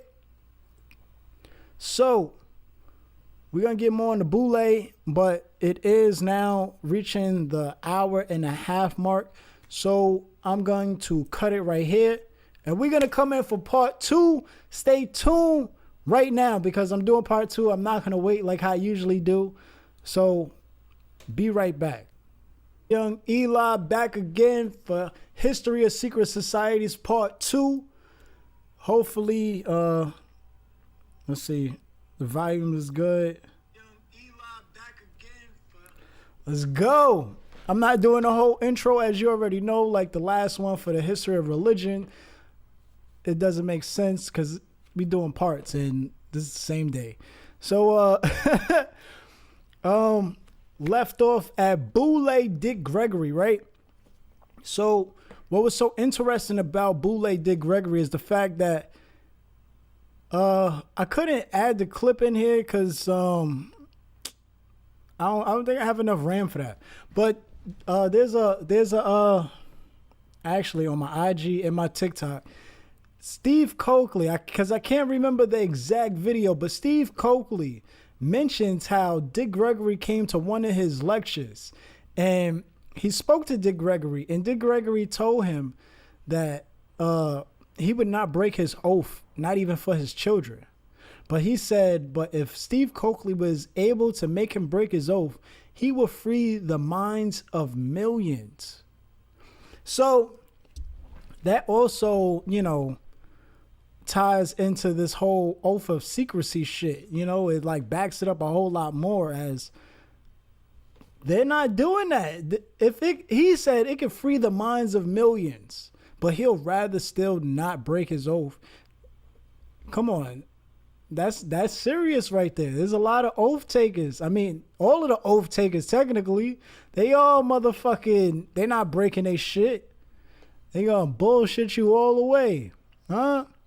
But we getting through this. I like this. We already on slide 57. We don't have much more to go, so I hope to finish this by tonight. So here it says news1.com. Gregory had some thoughts about the Illuminati during a 2015 interview, saying, if you know about it, it's not real. It's BS. The real things that most black folks don't know about. Black folks who can't read or write know about the Illuminati. What? Yo, it's like the Boule, you know, the elite black secret society. Tell me what businesses they own. What companies do they own? Y'all sitting around talking about the Boule. Who goes behind that? It's the stuff they put out, man. It's a game. He's playing the game. He's playing you motherfuckers who believed him. Dick Gregory. Before his fame, Gregory was a 1954 initiate of the Beta Eta chapter of Alpha Phi Alpha at Southern Illinois University. And you can see him right there, right? See Boule Dick Gregory. So, it's funny that he said they know about the Illuminati. We just read in the beginning about the Illuminati, the Jesuits, right? The Rosicrucian, right? Freemasons, right? We also read about the Boule, right? We know about the Boule. They're not hiding. He said the Boule isn't real. See, this is why I do this shit. I gotta put emphasis on shit because motherfuckers don't do their own research. So when you try to bring some shit up like this and it goes against their favored celebrity or some shit, right? Oh no, that's conspiracy. That's not. Do your fucking research. You know? But check it. I did it for you. There's plenty of other people like me who did it for you. You still got to do your own research anyway so you can know for yourself. Coming off the word of me ain't enough. You just believing. You ain't knowing until you know for yourself, until you experience for yourself. Feel me? But you see the Boule right here? Come on, stop fucking playing. Look at the games they play. Motherfucker said it's bullshit. It ain't real. What businesses do they own? What?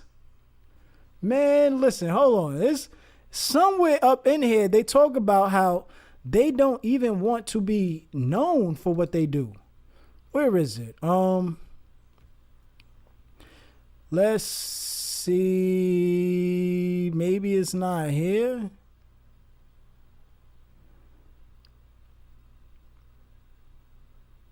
I guess not. But all in all, they don't. Oh, that's what it was. I was watching a Boule interview. So if you just YouTube Boule, you'll see a whole bunch of interviews of these sophisticated guys in suits, right? Black men in suits. And they'll tell you They do a whole bunch of charity. They run a whole bunch of community events. But are you going to know about them and their affiliation to these organizations? Fuck no. Fuck no, you're not. So anyway, we already cleared up. Boule de Gregory was lying. Just like how he lied about the Freedom of Information Act on Malcolm X, right? And said that he was shot from above when he was actually shot by the men who wound up dying, like William Bradley, Shotgun Man, and Thomas Hagen, right? Who actually went to jail, who actually exposed everybody after the men who were convicted but were innocent wasn't being freed. So he put out the second affidavit and he told who it was, right? But yeah, he lied about Malcolm and people believed him. I got motherfucking videos on my TikTok. Motherfuckers saying, boy, he got shot by the CIA. They shot him from the wall. They shot him from the ceiling. Did you see the documents yourself? Did you read the documents yourself? Or are you just going off of Boule de Gregory? That man took an oath. He's going to protect his brethrens. Who is his brethren? Farrakhan, Elijah Poole, right? Those are his brethrens, or his brethren, right? So, the kings of comedy. Look at Cedric. Look at Cedric right there, huh? Look at DL. DL a Q dog. Yeah, Q dog. Look at this motherfucker over here, Steve Harvey. The one who got everybody all sad about how he made it, being homeless and shit like that shit. And I'm not taking it away on that. It's sad, but there are so many other people out here who are homeless and who are going through the same shit he's going through right now. And they didn't join no fucking fraternity, so they ain't getting no motherfucking position like him. You feel what I'm saying? Look, yo, the only king of comedy that did not get killed, the only king of comedy that got killed was Bernie Mac. Bernie Mac did not belong to any organization, any secret organization, any fraternity, come on. This is how they play. Look at the kings. See the kings? They all Boule. They all Boule. So come on. And they didn't like Bernie. You see the interviews. And I'm not saying they killed him. No. But they're not gonna say nothing on what happened to him either. Huh? They're not gonna say nothing to what happened to him either. They did not like him. He was not a brother. Check out, look. This is a former Memphis police officer, right? He involved in killing Tyree Nichols. As you see, 24, Tadarius Bean was president of Omega Psi Phi Eta Zeta chapter at the University of Mississippi. Now, dropping down here to the third one. It says, the fraternity and its members, however, have been involved in several troubling incidents in recent years. In 2019, Omega chapters at Old Dominion University in Norfolk, Virginia, was suspended over a slew of disturbing incidents involving pledges or people looking to join the group, including at least one hospitalization. Potential newcomers were beaten and some were forced to chug hot sauce or pour it down their pants to simulate a sexual transmitted disease. In 2018, a 45-year-old man looking to join an Omega Psi Phi chapter in Brooklyn had his buttocks and testicles paddled between 150 to 200 times as part of a twisted welcoming ritual. It resulted in 2 of the fraternity members being charged with assault and hazing. Kind of remind me of that movie Burning Sands. But nonetheless, this is what goes on. They say they don't do hazing. These are fraternities. These are sororities. If you know, you know. So if you know, you know. That's just like with being in any of these fraternal organizations. If you know, you know. You got to be in it to know. So if you're not in it, how you gonna know they still hazing or not? They don't tell you when motherfuckers is hazing. That's some shit you gotta know if you know. But look, Omega Psi Phi did not immediately respond to a request for comment. So they ain't speaking on mans. Dr. Elizabeth Fine in her new book Soul Stepping: Development and Transformation of African American Step Show has an anecdote about the African American fraternity Alpha Phi Alpha, right? Who had their first initiation in a Masonic lodge. The brothers opened some of the lockers and used lodge attire to enhance the rites. African American fraternities, indeed, almost all fraternities were indeed influenced by Freemasonry. The question is, how much influence Masonic rituals may have had on stepping? Huh? So now we get into the good part. Boop. That's I did that in the history of religion presentation, didn't I? So bringing back that slide too. So this is Delta Sigma Theta, right? Now we know this to be Diamond Dallas Page, right? The diamond cutter. We know this to be Rockefeller, right?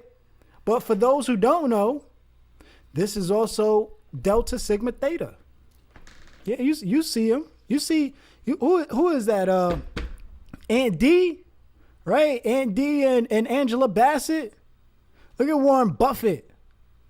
We're gonna get to why Warren Buffett throwing that up. We gonna get to why Warren Buffett throwing that up. But look at the Divine Nine, right? Look at the Divine Nine: Alpha, Q, Kappa, Omega Psi, right? I said Q dog already, but you see all of them, right? That's the Divine Nine. Your National Pan-Hellenic Council. Why do they say Pan-Hellenic? Because they're dealing with the Hellenistic period. They're Greeks. They're imitating the Greek culture, which was imitating African culture. And not necessarily imitating African culture as the Greeks learn their knowledge from those in Africa. Right? Because, Nubians did get the Mycenaeans out their dark ages. I'm not going to get into that. Anyway, why is Warren Buffett throwing this up though? Why? Why is he throwing up the Delta Sigma Theta sign? Because like in the history of religion presentation, we know those are the hands of Cohen. The Cohen hands, or the priestly blessing, right? Now, you see what fits perfectly in there, right? You see what fits perfectly in there, right? There's a reason for these things. Look, over here, right on the left, Grand Lodge of Free and Accepted Masons of the State of New York, right? Look at their symbol. They have the Star of David, right? They have the Roman wreath too, though, but they got the Star of David, and they got a casket in there. Look at this headstone. This is the Star of David with the priestly blessing. Look at what they're doing over here. They're throwing up the priestly blessing. Look at what's his name? Jim Carrey, right? Throwing up the priestly blessing. This is the priestly blessing. When you split it apart, right? You see it. You see it, right? You see it. Boom. Boom. Want to close it? Boom. Right? And that's what you see over here. Look at the Jewish priests. This is a secret organization amongst the Hebrews, right? This is a Hebrew priesthood, right? Now, look at the one on the left. We're gonna get to his attire in a minute, but he is wearing what you call the priestly breastplate, right? Now, look at let's just read this again real fast, right? Cohen, right, or plural for Kohanim, right, which is what we got right here, right? Kohanim hands, right? So, Jewish priests. One is a descendant of Zadok, founder of the priesthood of Jerusalem, when the first temple was built by Solomon, who never existed, by the way. And through Zadok, related to Aaron. This is where you get your breastplate from, because Aaron had this breastplate, right? So the first Jewish priest who was appointed to that office by his younger brother, Moses, who never existed, by the way. Though laymen said, such as Gideon, David, who never existed, by the way, and Solomon never existed, offered sacrifices God commanded. The Hebrew priesthood was hereditary in biblical times and was transmitted exclusively to male descendants of Aaron of the tribe of Levi. Never existed. Biblical is fictional. But they say they just call it biblical because it just deals with the Bible. But it's fictional. It's just myth. Look at Lear Cohen, right? Lear Cohen. You see, you look at the tomb head. Look. This is a family name, right? It says it here. It's hereditary. This is a family. This is a Jewish priesthood family name. Lear Cohen, the guy who, I guess, took the place of Rick Rubin in Def Jam. Possibly gave Jay-Z the seat to be president of Def Jam. Later created a label 300 to create a whole bunch of murder music. Who signed a whole bunch of artists that continue making murder music. Who then now is the global head of music for YouTube and Google. Pretty powerful shit, right? That's pretty fucking powerful shit right there. But there's a reason. Connections run deep. So what we got now? Oh, talk about that breastplate, right? Look at the breastplate. Look at this Hebrew Israelite, or I like to call them the Hebrew niggerites, or the nigger brews, right? And I like to use the word nigger for what it is, which means ignorant. I mean, even though technically it means black, but I like to use it for ignorant, because motherfuckers is just ignorant when they use nigger, when they act like niggas. That's the perception that motherfuckers get anyway when you use the word nigger or think about nigger. You just think about an ignorant motherfucker, right? Motherfuckers be like, don't make me act like a nigger. That's some ignorant shit. I mean, you about to be ignorant. But yeah, look at this nigger brew here with the breastplate, right? Look at the priest over here, the Jewish priest with the breastplate. Look over here again. Look at this most excellent priest of the Holy Royal Ark and his breastplate. Huh? Look at their symbol. To the holiest Lord. Look at the Hebrew scripture right there surrounding the breastplate. This is they shit. This is they shit. This is they shit. Right? Look over here. You got another one, right? This is a Mason, right? You see the motherfucking the gavel, right? This is what they do. They dress up like this. Look at the hats. Look at the hat. Right? Look, they're just trying to get back to the roots of their roots. Look it down here all the way on the right. I forgot what country this picture was taken in. But you see here, he got the breastplate. He's supposed to be Aaron, right? So, going down, showing you here that these guys link up. They're not separated. They're not divided. Secret societies unite. Alliance, right? Look, you got a Mason. You got a Holy Royal Ark, which is this guy right here with the red background. You got a Cryptic Mason, right? Which is these motherfuckers, I believe, right here with the triangle shit, right? That's them. And then you got your Knights of Templar, which we show, right? We showed the Knights of Templar. Let me see if I can get back to it real fast. We got the Knights of Templar, right? Got the Knights of Templar. So, to show not only that you see them in the picture together, but it says fraternally yours. This is an old clip. It says Masons, Oddfellows, Elks, Tents, Knights of Pythias, and Shriners. New York State Convention, the 30th Annual New York State Convention Committee meeting at the Elks Rest, 38 Mechanic Street.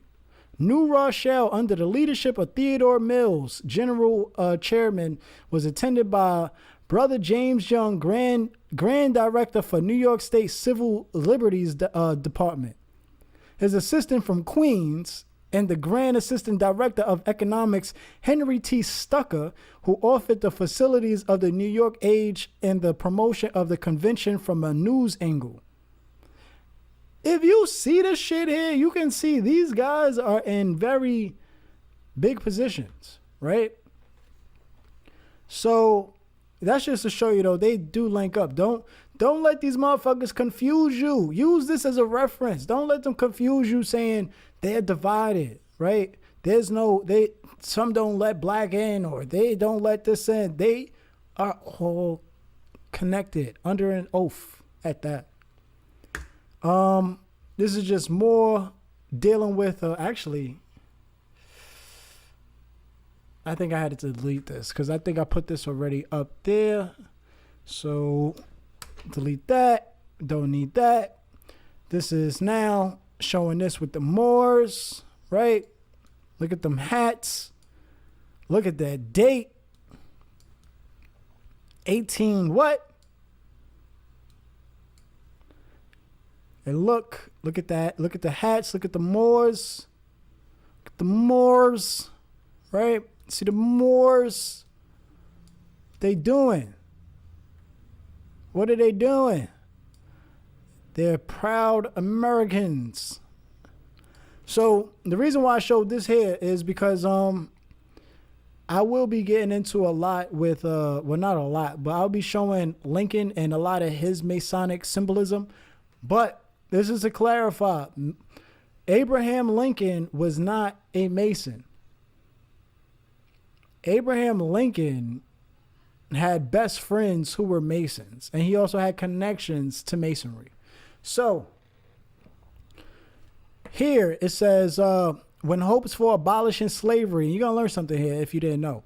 When hopes for abolishing slavery started to become a reality, President Abraham Lincoln, unable to imagine a United States where formerly enslaved people lived harmoniously side by side with the white Americans, proposed emancipated blacks be sent abroad to colonize regions today known as Liberia and Panama.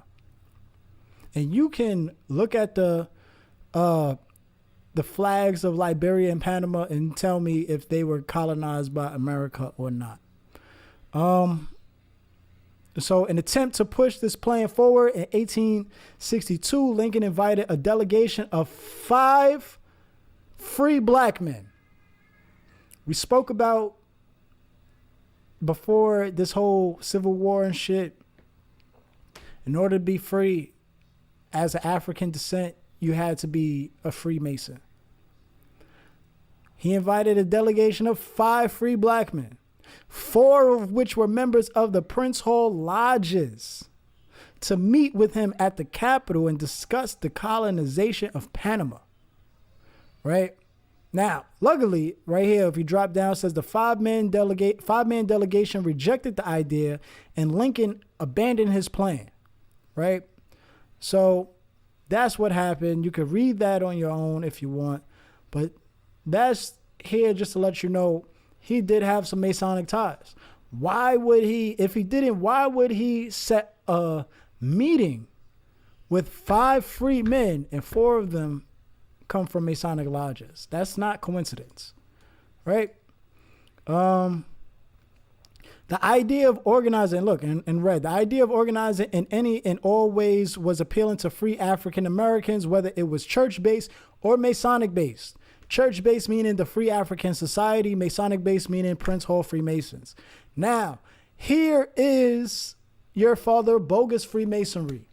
John George Jones. A lot of people don't know about John George Jones, right? Remember I said this is the ancient Arabic Egyptian order of the Noble Mystic Shrine. And this is who founded it. It says he was most worshipful Prince Hall Grand.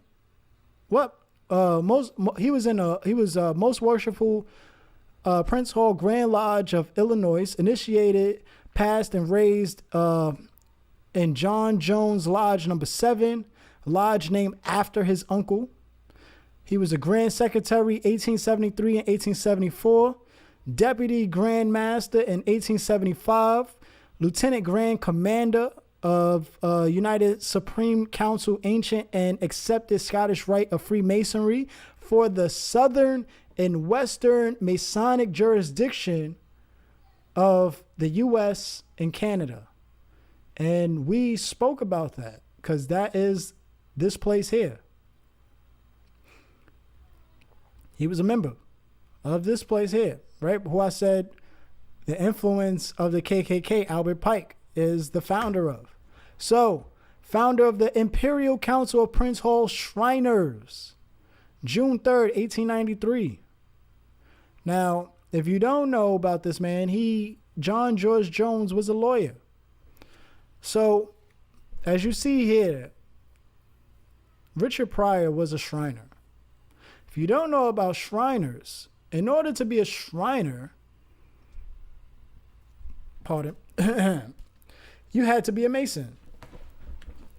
This is why you see Richard Pryor here in his Masonic regalia, right? His Masonic hat, which then he was able to become a Shriner, right?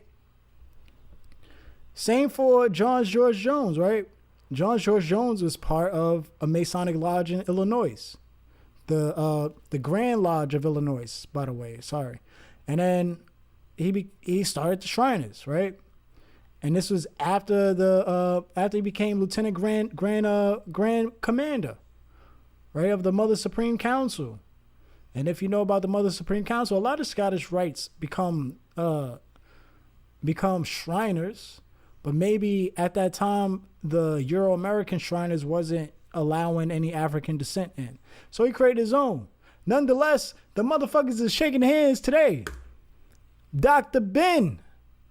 Dr. Ben, don't get offended. I got Dr. Ben laughing my ass off right there. But I never would have expected one of the very prestigious, very, very intellectual, teachers that we have to teach about African history would have joined a society like this when you can clearly see the roots, right? But he looks very young, so he may not have known. Oh, shit. I just realized he's the Grand Patente, right? What is that again? One that what?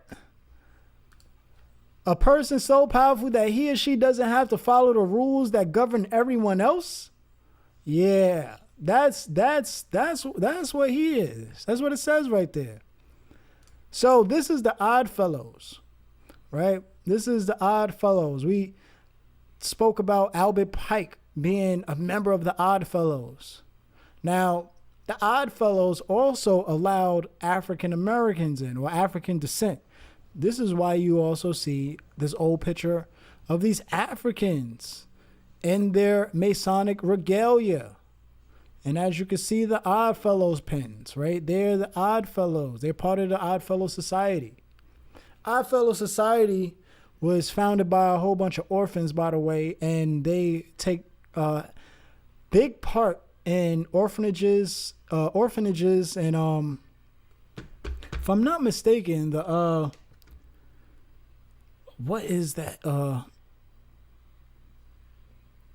What's the shit where they take the kids away? CPS, Child Protective Services. My fault. Here's Webster, Emmanuel Lewis. Look, you see him. And then you see down there, right? What it say? Moorish Science. Why did it say that? But anyway, Scottish Rite. He was a 33-degree Scottish Rite Mason. Right? You see him in the Masonic regalia here, which is Freemason regalia. Then you see him in the Scottish Rite regalia. And look at over here. You got another Master Mason. Look at his tats. So this is to clear up confusion on motherfuckers who would assume you had to have a certain look, right, in order to join these societies, when that's far from the truth. He's tatted all on his face. He's tatted all on his hands. Pretty sure he's tatted elsewhere. Doesn't matter. He's still a brother, right? Still a brother. Look at Shaq. You see the white apron. That means he just got initiated. Right? That's his first time joining the Freemasons. What is that? Most Worshipful Prince Hall Grand Lodge. Okay, so he's a Prince Hall. Here is your holy royal ark, right? Looking like the Gmail signs, right? The Gmail symbols. These are the G-men, right? Because they deal with the G between the motherfucking shit, right? Well, anyway, you can see them there in the church, right? You can see the pastor there for sure. You can see on the projector on the screen back there, the cross, right? The motherfuckers will tell you, most of your pastors and reverends are fucking Masons. Most of your priests, right, are Masons. Your American priests, they're Masons. They need a charter. Where are they gonna get that charter from? I thought the Grand Lodge would be giving a charter out. May not. I mean, who knows? Who knows? Look, I'm just talking. I'm the outsider. Propaganda do. Also, you have to be aware of Propaganda do. They are supposedly dissolved, as you see, 1976. But what makes them so famous is they were the Italian Freemasons, right? So, and it's funny because talking about Mussolini, aka supposedly, quote unquote, was anti-Masonic, even though he has a picture with his hand being covered in shit. Who knows? You know, and the whole fascist shit. We're gonna get into the fascist shit too. But Propaganda do, they also, if you watch The Godfather 3, either The Godfather 3, it says it right there too. People also ask. The Godfather 3, this also has everything to do with P2, aka Propaganda do. And you'll see. And what was going on here ain't no different than what's going on now. Ain't no slander, it's just truth. Look at this guy here. This guy here. The one who said that God made him a better man for you than he did for Malcolm X, if Malcolm had the character he had. Ain't that some shit? Sold his soul, just like his motherfucking leader, Elijah Poole, and their fake God who was a real person, Fraud Muhammad, right? Wally D. Fard. So, as you see, they gave him the most worshipful master cuffs. They gave him the cuffs. He got the same cuffs as the most worshipful grandmaster right there. right? And then you also see here, look, made him an honorary Q Dog. Now, Farrakhan, don't get me wrong, he's well aware of these societies. They made him an honorary member because he's been visiting them. He's been speaking to them for years. There's a video from the 70s where he's speaking to the Shriners. And he's talking to the Shriners and all other societies who may be there or who was listening. He is very aware. I mean, he was taught by who? Elijah Poole. Elijah Poole was a Mason. Just like his son, Wallace D. Muhammad, right? He was also a Mason, right? Again, Fard Muhammad was a Mason. He had the book Deliverance, which was written by a Mason, something Rutherford. I forgot his name, but he also Rutherford also. He's the founder for the Jehovah's Witness, and he's the one that gave that name to organization Jehovah's Witness when he was working alongside Charles Taze Russell. I believe I'm correct on that. Fact check me though. I don't want you to take my word for it. So the Elks, right? We heard about the Elks. Look at Houdini, right? Who else is up in here? Eli Manning, right? Some reputable names. John F. Kennedy. Harry S. Truman. Harry S. Truman and John F. Kennedy had beef. Harry S. Truman is the founder of the CIA. It was just recently discovered, after all these years, with all these documentaries, that the CIA was behind JFK's assassination. They said JFK wasn't a Mason or in any secret organization. It is clear he was in a secret organization. It was clear. It was clear he broke the oath. This is why Malcolm said, it seems like the case of the chickens have come home to roost. Was he talking about just Lumumba, Patrice Lumumba? No, because that order was given by Alan Dulles, the director of the CIA, who also was down part of the whole shit with the JFK shit, right?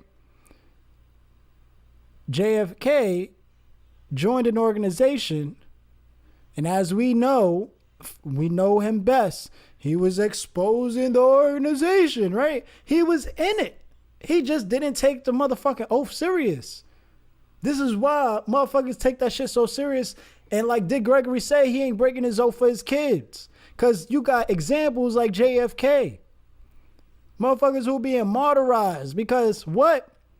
They taking an oath, and after they find out the shit that's going down and they can't speak on their own members because it's an oath of secrecy and they got to keep the shit within the brotherhood, you get taken out. And he's the example. Why do you think Farrakhan said that shit about Malcolm? I keep talking about them, but I can't help it. It's just so many connections. But Farrakhan said, if we dealt with Malcolm as a nation, shit, what business is it of yours? A nation. These societies move like a nation. They deal with their own members. And who knows about it? Whose business is it? Motherfuckers be too scared to talk about shit like this. Like some shit gonna happen. I mean, some shit may happen. But who the fuck cares? Why you scared of death? Everybody die, everybody lives, huh? Gerald R. Ford, right? Because I don't want to go on a fucking rant. Gerald Ford, another one. And they say he was the last Masonic president. Lies. Lies. Lies. Lies. Because you got both Bushes. Skull and Bones. You had fucking Bill Clinton. Right? You had, who else? Well, he was vice president, John Kerry. But you get what I'm saying. Look at Franklin D. Roosevelt, Babe Ruth, Clint Eastwood, Warren G. Harding. There's a lot, and this is one thing that I hope you take from this.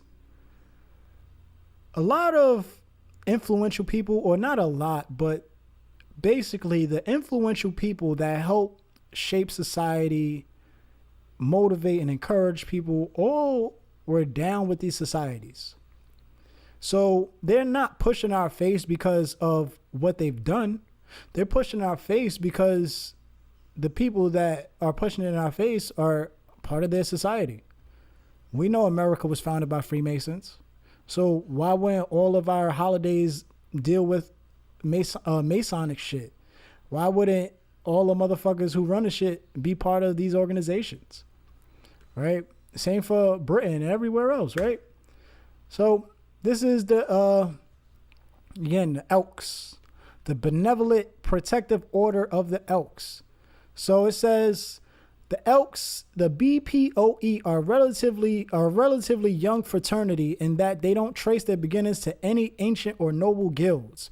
The fraternity was started by actors and entertainers in the 1860s as a way to be able to drink on Sundays without having to pay extra taxes in the state of New York.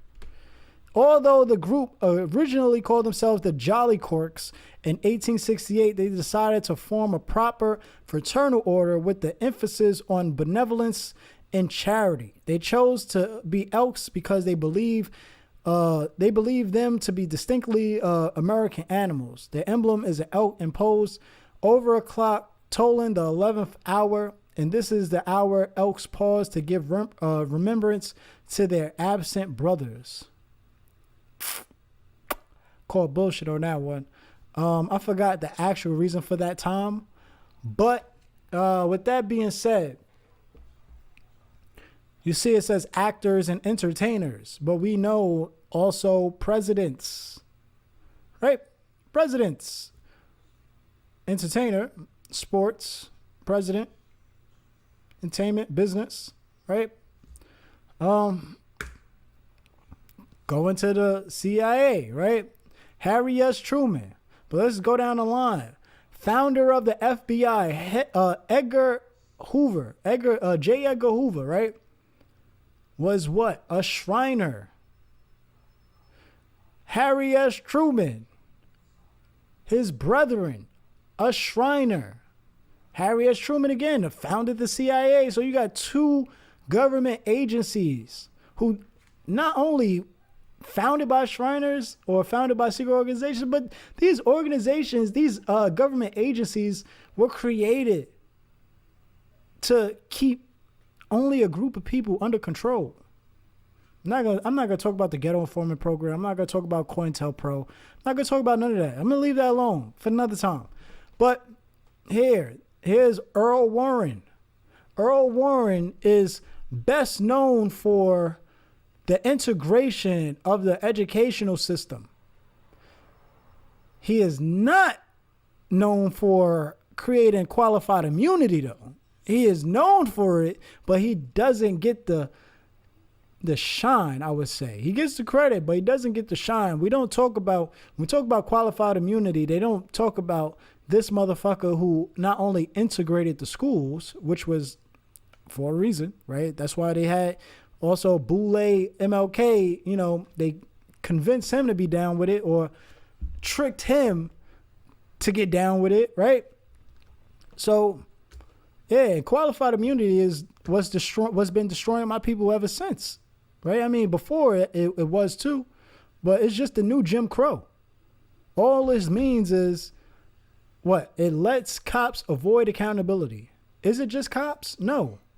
It's all government workers, your judges, your prosecutors, your police, your FBI agents, your CIA agents, your NS. It don't matter who the fuck we talk about. If they violated your constitutional rights, they may be protected by qualified immunity. And that means they won't get no news attention. They still keep their job. And there's nothing else said about that. They're done. They're good. You're done. Right? So you can check up in here. This is the IRS requirements for opening up a fraternal organization. You can see their tax breaks and so forth.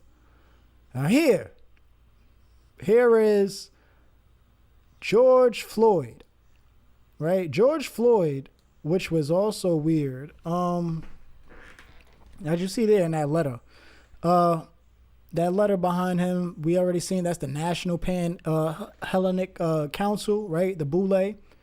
And George Floyd was Boule. No, actually, I'm sorry, he wasn't Boule.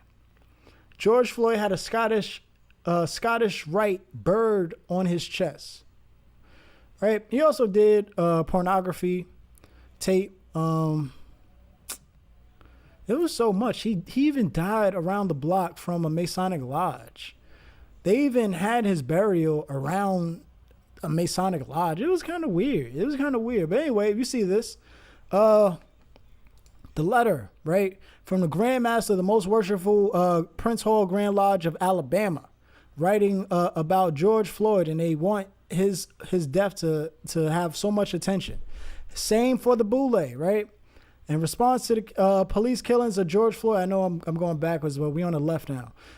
George Floyd in South Minneapolis, the presidents of Alpha Phi Alpha, Kappa Alpha Psi, Omega Psi Phi, Phi Beta Sigma, and Iota Phi Theta have written an open letter calling for the filing of criminal charges and immediate arrest of all the officers involved in this killing, right? And this is the same thing on this letter too, right? Now, what I forgot to put in here was the George Floyd bill. The George Floyd bill was written around the same time they had the Breonna Taylor bill. So with the George Floyd bill, that was supposed to, what was the word? Limit qualified immunity. Now, I don't know how you can limit something that would be ignoring someone's human rights, but that's what that's the bill that they came up with. It never was passed though. I do have on my TikTok and my IG of Nancy Pelosi, which we're gonna get into her soon. Nancy Pelosi was thanking George Floyd with the Black Caucus behind her, with one of these Black Caucus members with the mask that said what is it? Good Trouble, which is a Masonic slogan from this Mason. I forgot his name, but y'all know who I'm talking about. Good Trouble. He's the only one. He's the only politician that said that shit. But anyway, so she said, "Thank you, George Floyd, for your sacrifice for justice." Right? As if George Floyd used a counterfeit $20 bill trying to get attention from the police. As if he was in the car, caught on camera by the officer's camera, doing drugs only to get attention by the police. I mean, like, we gotta be for real. Why are we gonna say he sacrificed his life? Sacrifice means to offer. He didn't offer his life. He didn't sacrifice his life. He wanted to live. And then the fact that Nancy Pelosi says, and the way he cried out for his mother. He was dying. Don't most people do that? I mean, what else you gonna do? You on your last break, your last leg. Like, this is over for you. Thank you for sacrificing your life for justice. That shit was crazy. I gotta put that shit up. But that is Nancy Pelosi on George Floyd. You could probably find that on YouTube. So more on Freemasonry. We got the Rothschilds, right? Talking about this is the letter to Laura Rothschild. I actually have a Holocaust presentation coming up soon, where we're gonna talk about the Zionists and their whole Masonic ordeals. But Lord Rothschild, we know he was a Freemason and he was a Zionist, right? He is the reason why you have Jews in Palestine today, as he was a British citizen. And we know about the British Mandate right, for Palestine, and we know about the Sykes-Picot Agreement, and we know about again the whole war with the Jews in Palestine and them trying to claim this land, even though the Palestinians said, fuck no. You reneged. You went to the French on the Sykes-Picot Agreement and reneged. You were supposed to give us the whole land. Y'all took it from us after you helped us with the Ottoman Empire. And now you want to give it to these fucking Jews that's going through a Holocaust? And I put Holocaust because Holocaust just means burnt offering. Going again back to offering. Going again back to sacrificial offering. Going again back to sacrifice. So they sacrificed to get this land in Palestine, where their roots of the Jews begin, right? Because the whole Judaism started in Mesopotamian civilization, right? The Sumerians and so forth. So now moving on to the Statue of Liberty. A lot of people just think, oh, it was a gift from the French. No, it was a gift from the Masonic French, right? Damn, it's hot. I am hot. Well, it's cool. The Masonic French, right? And you can look up all of this. You can pause this and read it for yourself. Not really important, but it is important to know that this is from the Masons. And you can also see this plaque on the Statue of Liberty where they talk about it, right? More on it, right? There you go, right there. There's that plaque. Damn, I got fucking hiccups. But there's that plaque, right? August 5th, 1984. Look at that. Most worshipful who? Off the Maverick. And I don't know, I can't see the other name. But as you see, this plaque is dedicated by the Masons of New York in commemoration of the 100th anniversary of that historic event. And they're talking about the French and the English, right? Well, when the English got their motherfucking their freedom, well, not freedom, I would say, when they colonized the world, because they didn't get no freedom. They was literally fucking banding together, killing Africans and natives. So what freedom did they actually win? They were already free. They weren't enslaved. Who the fuck was enslaving them? They came here, right? Anyway, moving on. There's Nancy Pelosi right there, old ass. Look, gavel, chiefly. This is, now mind you, this is a picture I took from my Oxford Dictionary of English Etymology, right? So, gavel, chiefly United States and in Freemasonry. Mallet, of unknown origin. So then in the Atlantic, they had an article where they said more than you want to know about Pelosi's gavel. Because Nancy Pelosi usually sports a big ass gavel. Now, you can YouTube, well actually not YouTube, you can Google Most Worshipful Master Grand Lodge of New York. You'll see dude with a big ass gavel, right? I don't have the picture of her with the big ass gavel. That's one of them, but she has a way bigger one. But that's what they do though. That's they shit, right? So,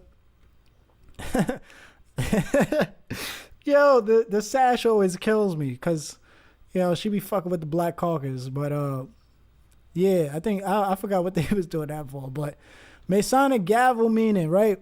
The Masonic gavel is an emblem of authority, like the fascists, which is what we're about to get into. Used by the master of the lodge to show his executive power over the assemblage by punctuating its actions. Right? So, wait. See, this is coming from the same article. There's more, and it involves Freemasons. It also seems a strange emblem for the sausage making of the legislative process if one considers it Masonic symbolism. How the gavel actually symbolizes the legislation's worth. The gavel symbolizes not just power to the shepherd, the legislation. It also implies, I wish I had the other part to that, but I don't. Oh well, moving on to more symbols. There's another lesser known Masonic symbol drawn from nature, the beehive. Masons were originally working men who were supposed to be as busy as bees, says Jacob. And the beehive symbolizes the industriousness of the lodge, right? This Masonic square and compass symbol is seen on the main floor wall at the headquarters of the Scottish Rite of Freemasonry, Washington, D.C., which is the Mother Supreme Council, which is where Albert Pike was buried behind that we seen earlier. And who also talk about a beehive or bayhive? Oh, I already said it. Bayhive, right? We got the Bayhive, which is one of the most powerful, I would say, cults, entertainment cults next to the Swifties, right? Taylor Swift shits. That's what they call them, right? The Swifties. Yeah. One of the most powerful cults. I mean, yo, they got an issue with you, they're going to get you up out of here. They're going to fucking troll the shit out of you. Here's the fascists, right? Fascists are bound bundle of sticks or rods into which an axe is inserted or to which an axe is tied. The symbol dates to ancient Rome, whose leader used it as a symbol of authority and power. Right? And it says it down here, the Britannica fascist insignia of official authority in ancient Rome. You can see Washington right here with the fascists, right? That's the bundle of sticks. You can see the leather, right? Tied around it, right? The axe is probably on top. He's probably covering the axe with that jacket, right? So, more about the fascists. You probably didn't know it's on the Lincoln Memorial, right? Under his arms, you can see the fascists. The bundle of sticks tied, right? 1, 2, 3, they're tied. Boom, boom, boom. Look again. Look at this fucked up ass statue, right? Where it says emancipation. Bundle of sticks. And look, you got George Washington right there, right? Got the bundle of sticks. What did they say the bundle of sticks means? It's is used as a symbol of authority and power. And he got his hand over this slave, and this slave is what? Kneeling down to him for what? It's a pretty fucked up picture. But look at the sergeant at arms. The sergeant of arms still has this fascist. And look at on top of the fascist. Instead of putting an X, you have the orb of the world. If you know about the orb of the world, I spoke about it in the history of religion. And the difference between this orb of the world and the one in that presentation is there's no cross. There's an eagle. This eagle, which is representation for America. And global domination, obviously, because that's what the fascist stands for. And as you can see, you see how America is. Shit, you know why we got the United Nations, huh?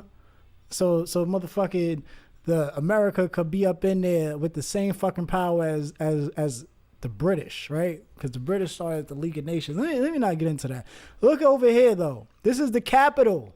Right? In the Capitol, they got what? 2 fascists. Right? Look at Nancy Pelosi back there. Look at Joe Biden, right? Look at Joe Biden back there. So you can also notice this fascist on buildings. You can also notice them in a whole bunch of other places, right? And also, too, look at the Capitol, right? Look at the wall. Look at the fascists. Do you see the reef?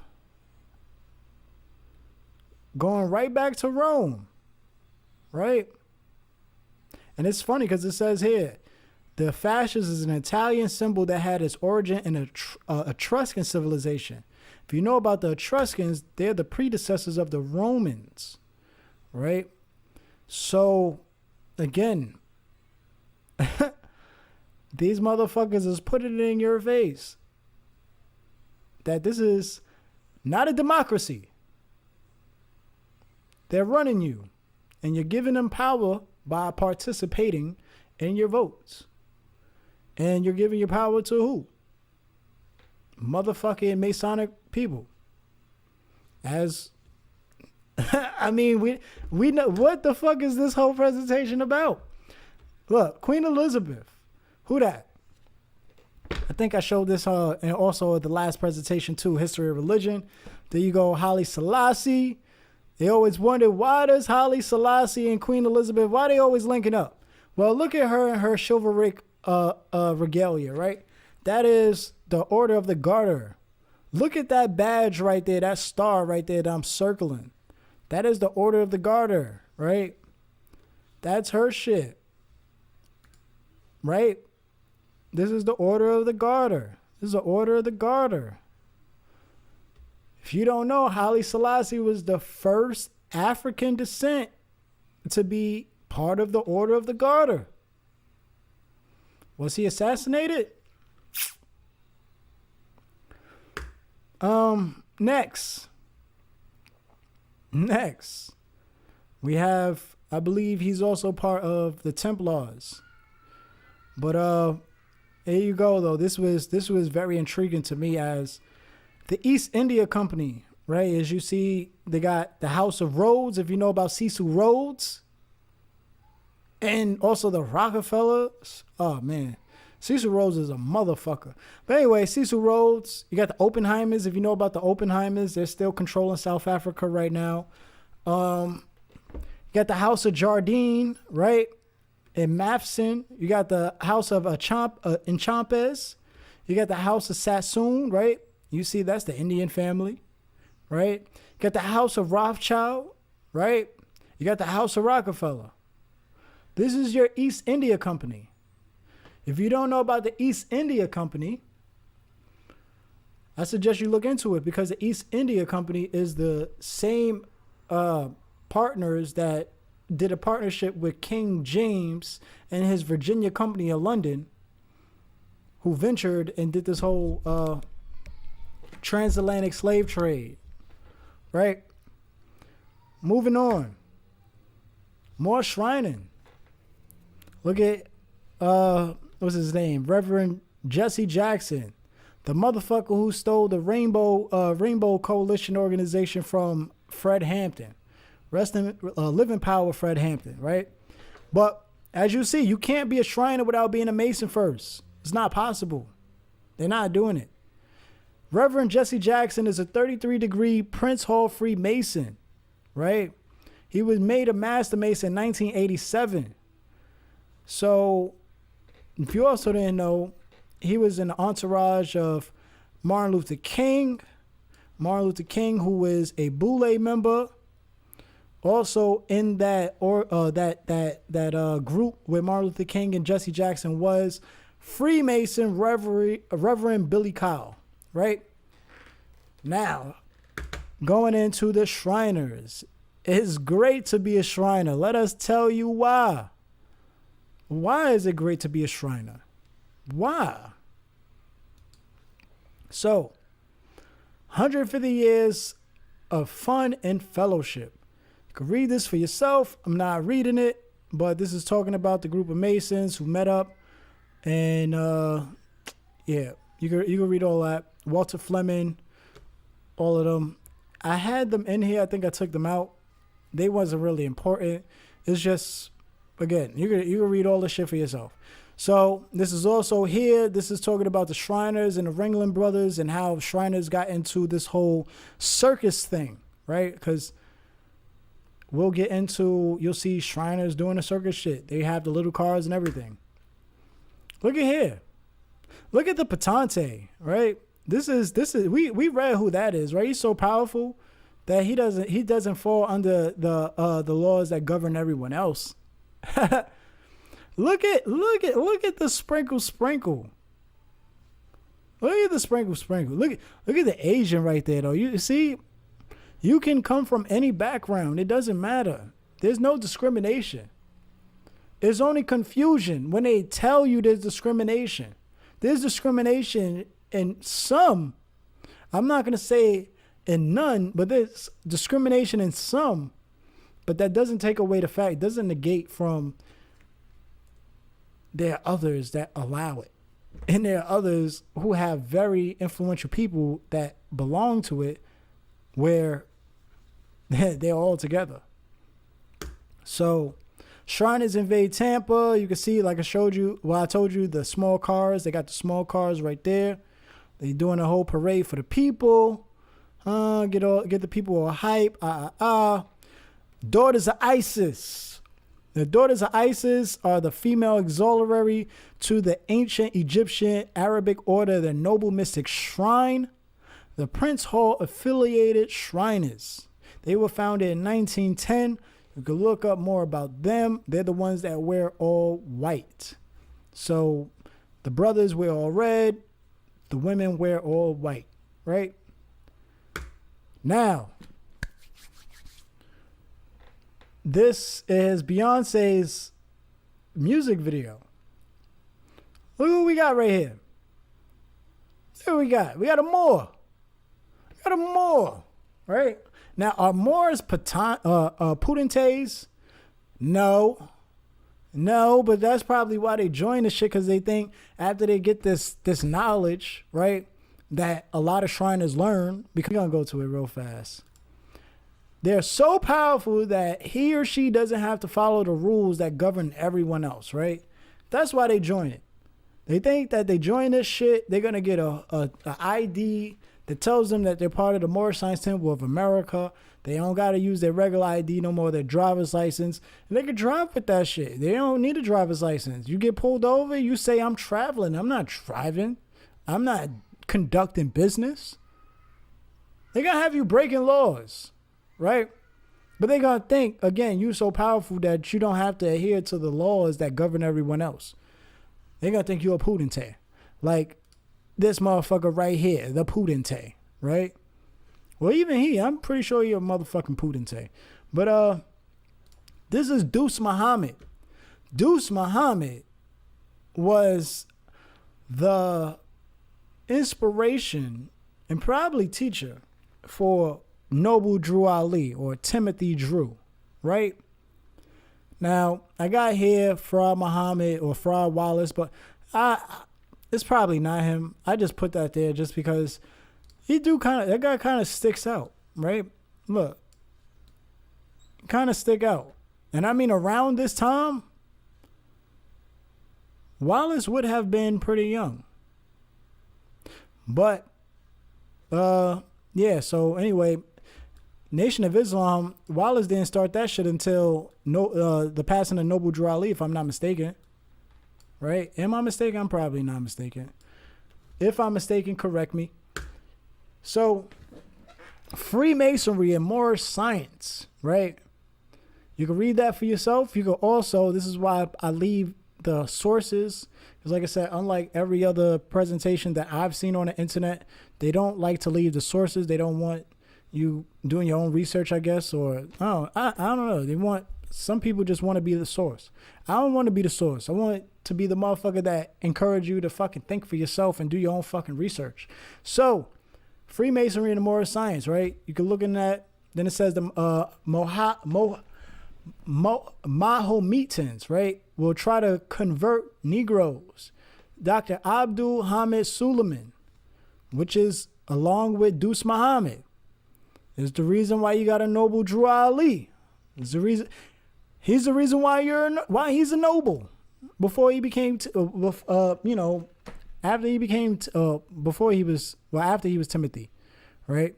A native of Arabia, said to have been the high priest at Mecca for several years, has inaugurated a movement for spreading Mohammedanism among the Negroes of the United States. So what they're talking about was this movement is called the Baha'i Faith, Bahai. If you check my history of religion presentation, I believe it's in part 5. I speak on the Baha'i Faith, right? So it talks about Dr. Suleiman, right? And then you can see here, High Egyptian Mason, right under it. And that's Dr. Abdul Hamid Suleiman. And he questions the legitimacy of Western Shriners. Who's the Western Shriners? It would be him, right? But if he questioning it, that means he needed this guy to come and lay the foundation down, right? Because a lot of Moorish Americans convert to being Shriners. Look at this clip up here, though. Dr. Abdul Hamid of Egypt, guest of Harlem Masons, right? And I'm gonna just jump down right here. Dr. Abdul Hamid of Khartoum, Egypt, a 96-degree Mason and a Shriner at a dinner attended by Brother Harry Knight, himself a Shriner, right? Among others in the party were Worshipful Grand Master David W. Parker, Grand Worthy Secretary Arthur A. Schomburg, Deuce Muhammad Ali. Deuce Muhammad Ali was also at this Masonic gathering, right? So check it out. Check it out, for yourself. Pause it. Do as much looking into it as you can. I will have this presentation, like I said, up soon. And for those of you MSTA members who's going to say, oh, he wasn't a Mason. Who is this? Who is this? That look like a noble Drew Ali. That look like a young Timothy Drew. Right? They look like they got the same mustache right here. Like a young Timothy. But check it though. He got the fez or the tar bush, right? Look at him. You see the chest shit, right? You see what he doing, right? See over here, look. Pull this up. You see that right there? You know what that is?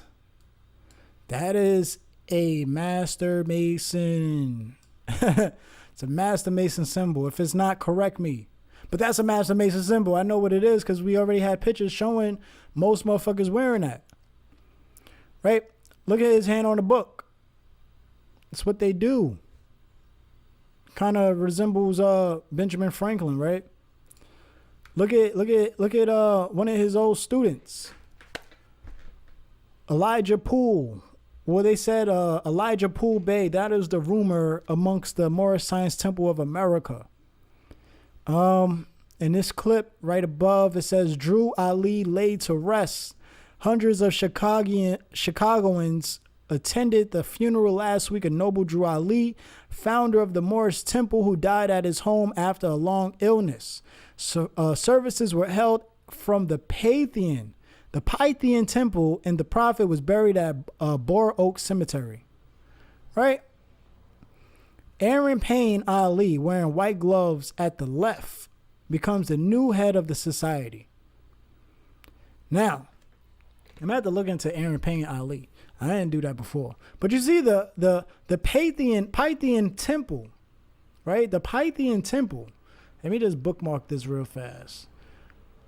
All right, so the Pythian Temple, we already established that is a Masonic organization. Right? Fraternally yours, Masons, Odd Fellows, Elks, Tents, Knights of Pythians, and Shriners.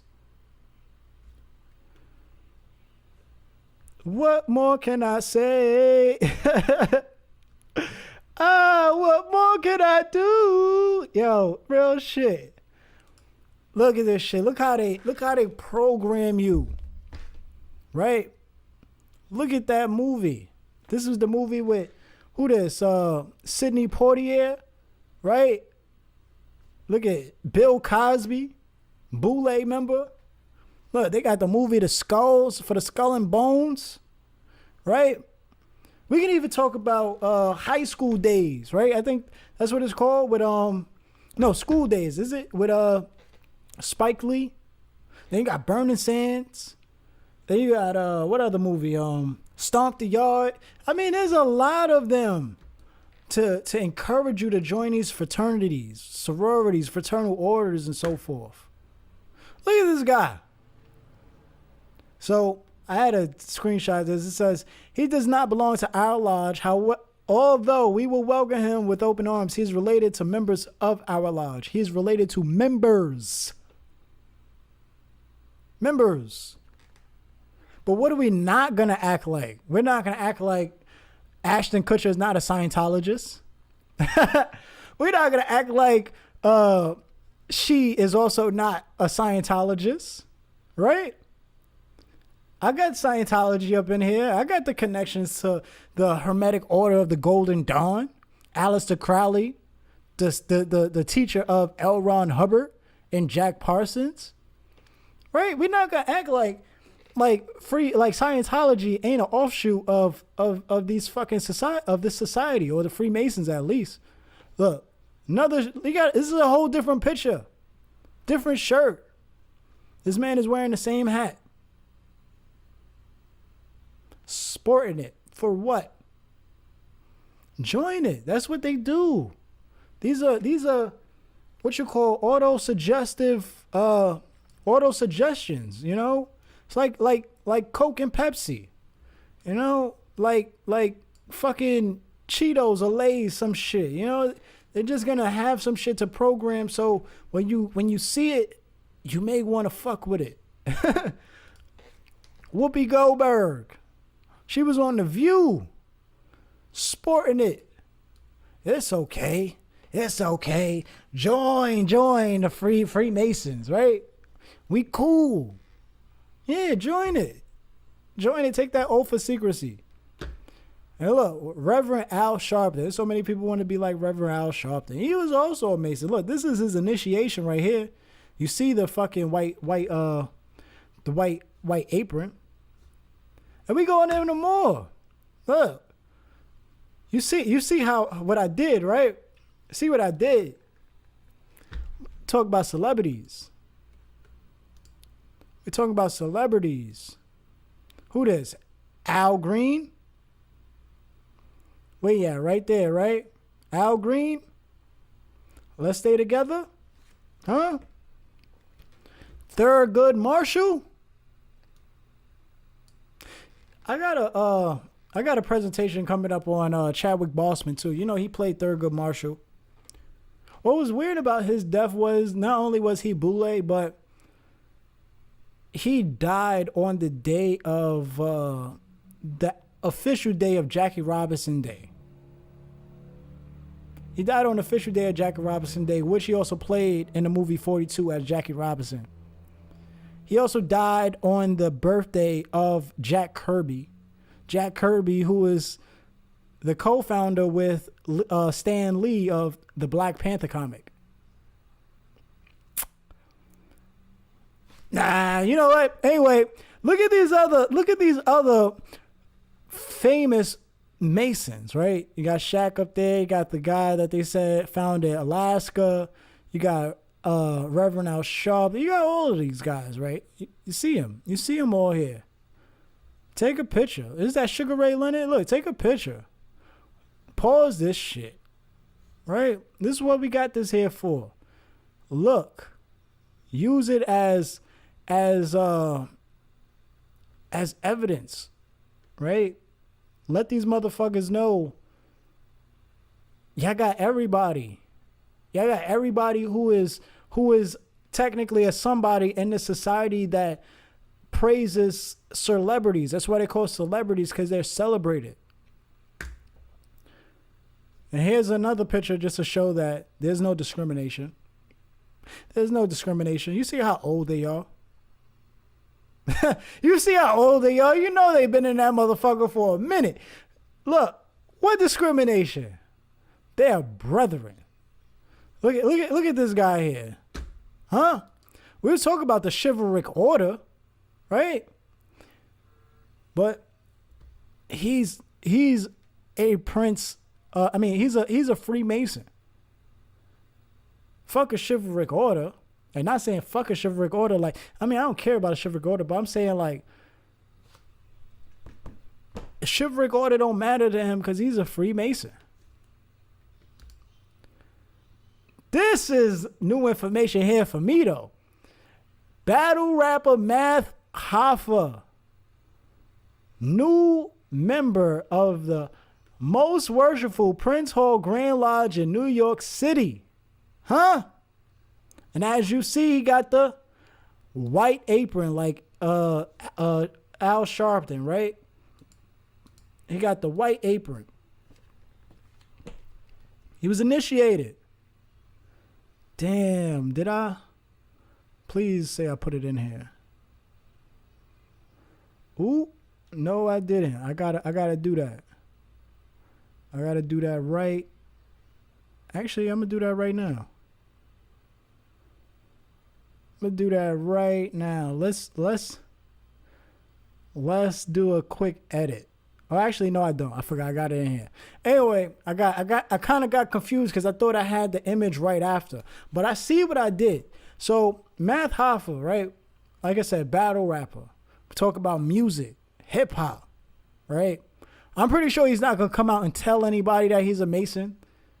I'm pretty sure, I mean, he got tagged, but I didn't see nothing on his page. I didn't see him mention it on his podcast. So who knows? But there you go. Look, 44 new brothers added to the fold of Prince Hall Masonry in the state of New York.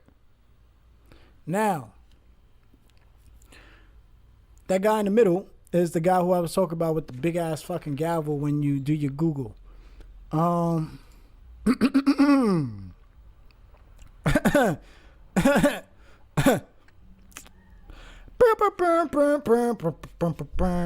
let me stop. But this here is what you'll see as a Masonic funeral rite. I'm not sure if this is the Hillside number 18 Lodge in Jersey. This could just be they going to a church for a Masonic funeral rite. But look at them faces. Look at the guys in the back. Look at the young guys. Look at person, look at the camera. Look, just take a good look at this picture. They're in a church. Okay? They're in a church. I don't know where this confusion came from that Masons or these secret societies in the church don't get along, but that's the dumbest fucking narrative I ever heard, because they're both religious cults. Christianity is a religious cult. Catholicism is a religious cult. Freemasonry is a religious cult. Shrining is a religious cult. They're all religious cults, right? Anyway, moving on. Mayor Adams named Master Mason in secret Freemason ceremony at Gracie Mansion. You know what's so weird about this here? He was just quoted saying that Gracie Mansion is haunted with ghosts. He was just quoted before this shit came out, right? But you see what it said, right? Mayor Adams named Master Mason and secret Freemason ceremony. Is it a secret if we know about it? Yes, because we don't know what the fuck happened, what was said. That's the secret. Just because you know about something, that doesn't mean it's not a secret. Anyway, just wanted to clear that up. So, this is funny. Look, it says the NYPD Square Club. The Square Club. And you know what's funny? They have squares, black and white, right? But wait, there's more. In construction, right? Where most motherfuckers join fraternities, right? Or these lodges or these, what are they called? Can't think of it right now. But, you know, the carpenters and construction and so forth, they have their own little fraternal organizations, right? So a square in construction would be a protractor. It's a triangle. It's called a speed square, but it's a triangle. just like what they worship, a triangle. Yo, let me stop. Look, but look, you got Eric Adams. They said he was an inducted Master Mason, but he got the white. He has the white apron on, but he's already a Master Mason. Maybe because he's mayor. Maybe he was in the Fraternal Order of Police. I mean, it does say the NYPD Square Club also is a recognized Masonic organization. Makes sense to that too. He probably was part of that, which is part of the Fraternal Order of Police. Got that in there too. But anyway, look. So you see the mayor, right? There's Mayor Adams. Then right next to him, who is that? That is Commissioner Edward Caban. Commissioner of NYPD, Edward Caban. And then who's next to him? Chief of NYPD. What's his name? Where is it at? It's probably in here. Jeffrey Maidry. So you got the mayor, the commissioner, and the chief all being inducted. Right? Crazy. More. Conrad Murray. The one who killed Michael Jackson. Michael Jackson, who had beef with Sony. Who had beef with a whole lot of motherfuckers. I think he had, if I'm not mistaken though, he also was an oath taker. He used to wear what's the thing? The garter around his arm. Yeah, that's a garter. If you don't know what a garter is, it's a band, right? So the Order of the Garter, which we seen with Queen Elizabeth and Haile Selassie, that shit really had something to do with putting a band or a belt tied around their leg. Michael used it on his arm. Michael stopped being with the shits when he found out what the shits entailed. You see his doctor, right? What was so sad too, Dr. Sebi talks about how Michael didn't even want him to leave. Michael wanted Dr. Sebi to stay and be his doctor forever, but you had to get a new doctor. This was his new doctor. This doctor went to jail for like a year, few months. Now he's back in, I think, Grenada. And he's still practicing. He is still a doctor. Why? Because he's part of a society. He's protected. He is protected. That's just what goes on. Going into Minerva, the owl. Who's the owl? OVO. So, we know about OVO, right? We know about Drake, this owl. He said it's an Egyptian owl. Yeah, it's the Bohemian Grove owl. We know the Masons love to imitate Egyptian life because they like to imitate the Africans, right? We understand. Cool. Look over here on the left, far left. Nakti Vaga, right? These are military organizations. If you know about military, you know military are also fraternal orders. What is the difference between a military order like the Navy, the Army, the Marines, the Air Force? They like the Knights of Templar, or any the Order of the Golden Fleece, or any other military order, right? They're all the same. It's a fraternal order. That's why they all get the same motherfucking badges. They don't get the same badges, but they all get dressed up alike, right? So, and you can also see down here too, look at the fascists, right? But the main thing is though the Nakti Vaga, right? So this is Drake shit. Now, you see official Nocta, That is his deal with Nike, right? CLAWR, right? So that's on the back of the pants. What it say? Cold Lake Air Weapons Range, Canadian Forces Base, right? If you know about the Canadians and you know about the Americans and their Freemasonry, then you will understand. Two peas in a pod. It's like going back to damn, we already did this already, right? It's like going back to what's his name? Going back to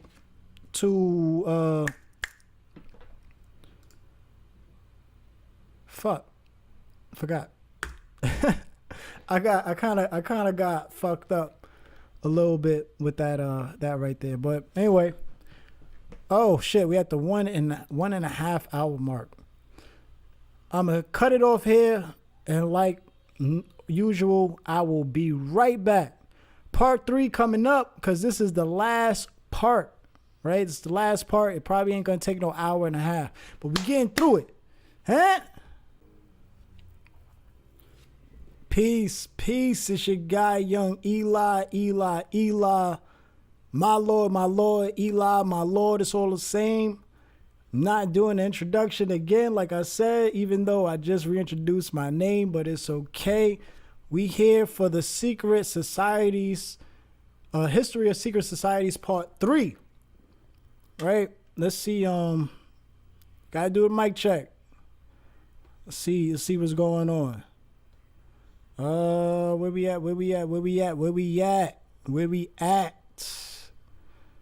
Are we live? We live on YouTube, and we're live on giftedmindstate.com. Check out Gifted Mind State. There we go. All right, we clear. So last thing I left off on was this whole Drake shit with his Nike deal, right? Showing this black nigga brew.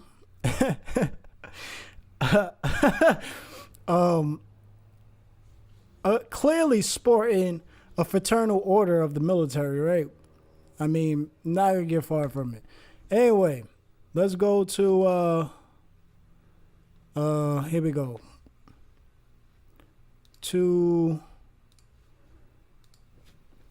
William Shaw. So this I got here is you can see William Shaw is the reason for introducing Freemasonry in Scotland. So if we, as you see, James, the King James, right, of Scotland, he was the builder for him. So I spoke about King James being a Freemason. I showed in my presentation of, I think it's forgot which one. I forgot the name of it, but go look at one of the presentations about King James. And I talk about him being a Freemason. I talk about who his master Mason was, and who initiated him and all of that. So here's a little bit more on that, just because it's part of the topic. And as you see right there, that symbol, this symbol right here, where it says the fleece, it says the Mason's mark, right? That is also going back to Edinburgh, right? Go up to there real fast. Go back to the Edinburgh. See it? Boom. There you go right there. Right? Oldest lodge. Oldest Masonic lodge, right? So now, moving on from this, now we're going into here. This is William Robert Woodman. He is one of the founders of the Hermetic Order of the Golden Dawn. We are getting into this motherfucker now. So, as you see, he is he's one of the founders. Then you also got William Westcott, right? Then you also got Samuel Liddell McGregor Mathers, right?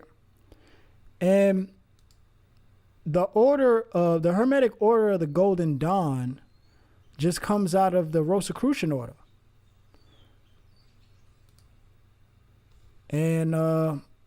here it is. It tells you right here.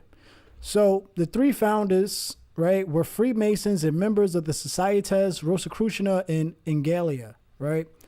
It continued as one of the four daughter organizations in which the Hermetic Order of the Golden Dawn fragmented, the others being the Alpha et Omega, the Stella Matutina, and Aleister Crowley's, I forgot what his shit was called. But anyway, the Stella Matutina, a lot of people I've noticed are wearing that symbol nowadays. A lot of Bible thumpers, right? So if you don't know what I'm talking about, I'm just going to skip ahead a little bit just to get to it.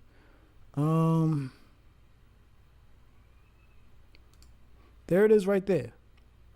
That is the Stella Matutina, aka the Matutina, the Order of the Morning Star, right? That's the symbol. That's what I see a lot of people wearing. Okay.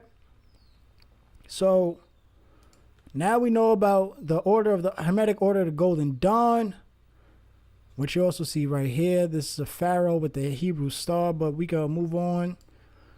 And this is, see more about William Robert Woodman if you want to look more into it. It also talks about the one of the Rosicrucian orders, right?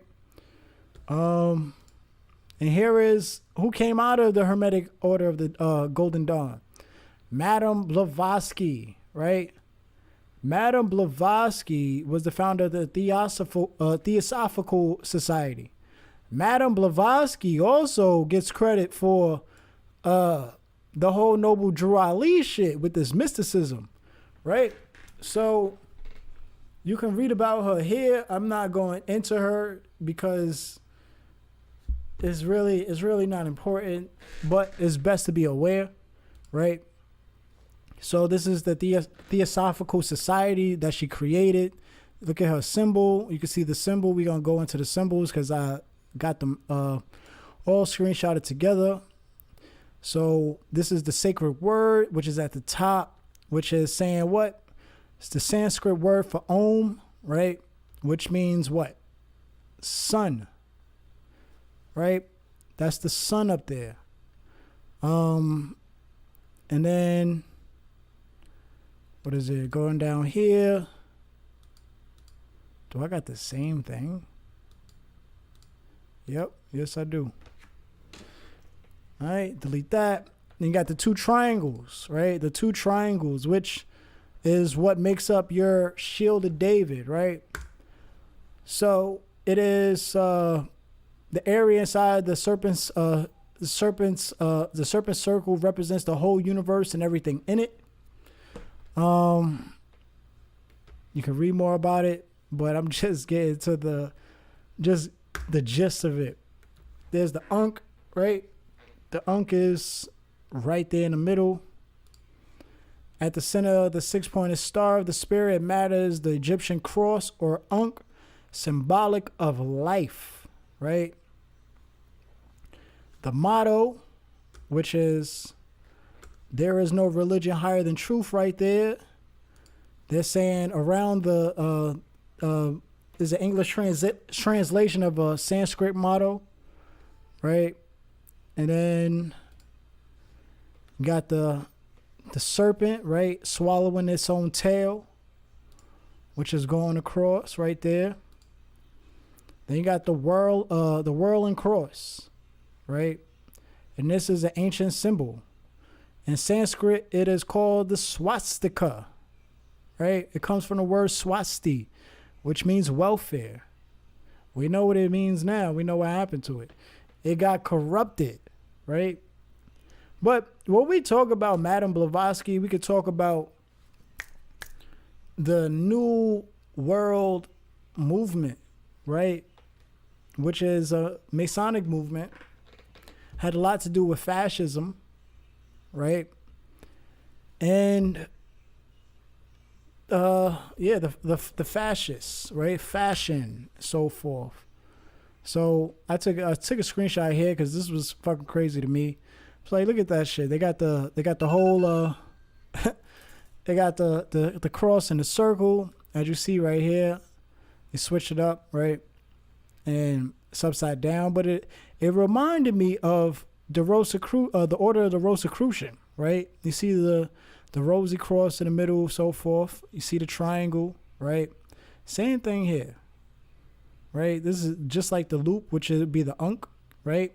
Same thing here, right? So I just thought that was kind of odd, but nonetheless, we already know getting your white coat is a rite of passage. It is an initiation into a society, the White Coat Society. As we know, a lot of doctors are Masons, right? As the lawyers and so forth. So anyway, this is Aleister Crowley when he was part of the Hermetic Order of the Golden Dawn, right? So, here you can see Aleister Crowley, 1898, joined the Hermetic Order of the Golden Dawn, an organization derived from the Rosicrucians, right? And one of Crowley's rivals within the London Golden Dawn group was the poet William Butler Yeats. He's somewhere up in here too. I think actually, was he the one that met? No, he didn't meet Blavatsky. He probably met the other woman there. So anyway, before we get there, this is the Hermetic Order of the Golden Dawn's symbol. You can see that they got the Moroccan star or the pentacle, right? They got all these Masonic symbols, right? They got the what is that? The Shield of David with the whole Solomon seal around it, right? They got and also on the left you can see it's like Moroccan kind of themed. But then you also see the cross in the middle with the rose in the middle, right? The Rosicrucian, the Rosy Cross, because that's where they derive from. So pay attention to that cross, right? So it says here, 1946, Aleister Crowley, the sorcerer and mystic whose dabbling in black magic earned him the title the wickedest man in the world, found a new disciple and welcomed him to one of his occult communities in California. The extraordinary activities of this new and enthusiastic disciple are described in a vast collection of papers owned by a former admirer of Crowley, which we have examined. The man in question is Lafayette Ron Hubbard, L. Ron Hubbard, who's on the right, head of the now notorious Church of Scientology. I never really looked at those carvings right there under the window. But look at the Church of Scientology, right? Pay attention to that cross.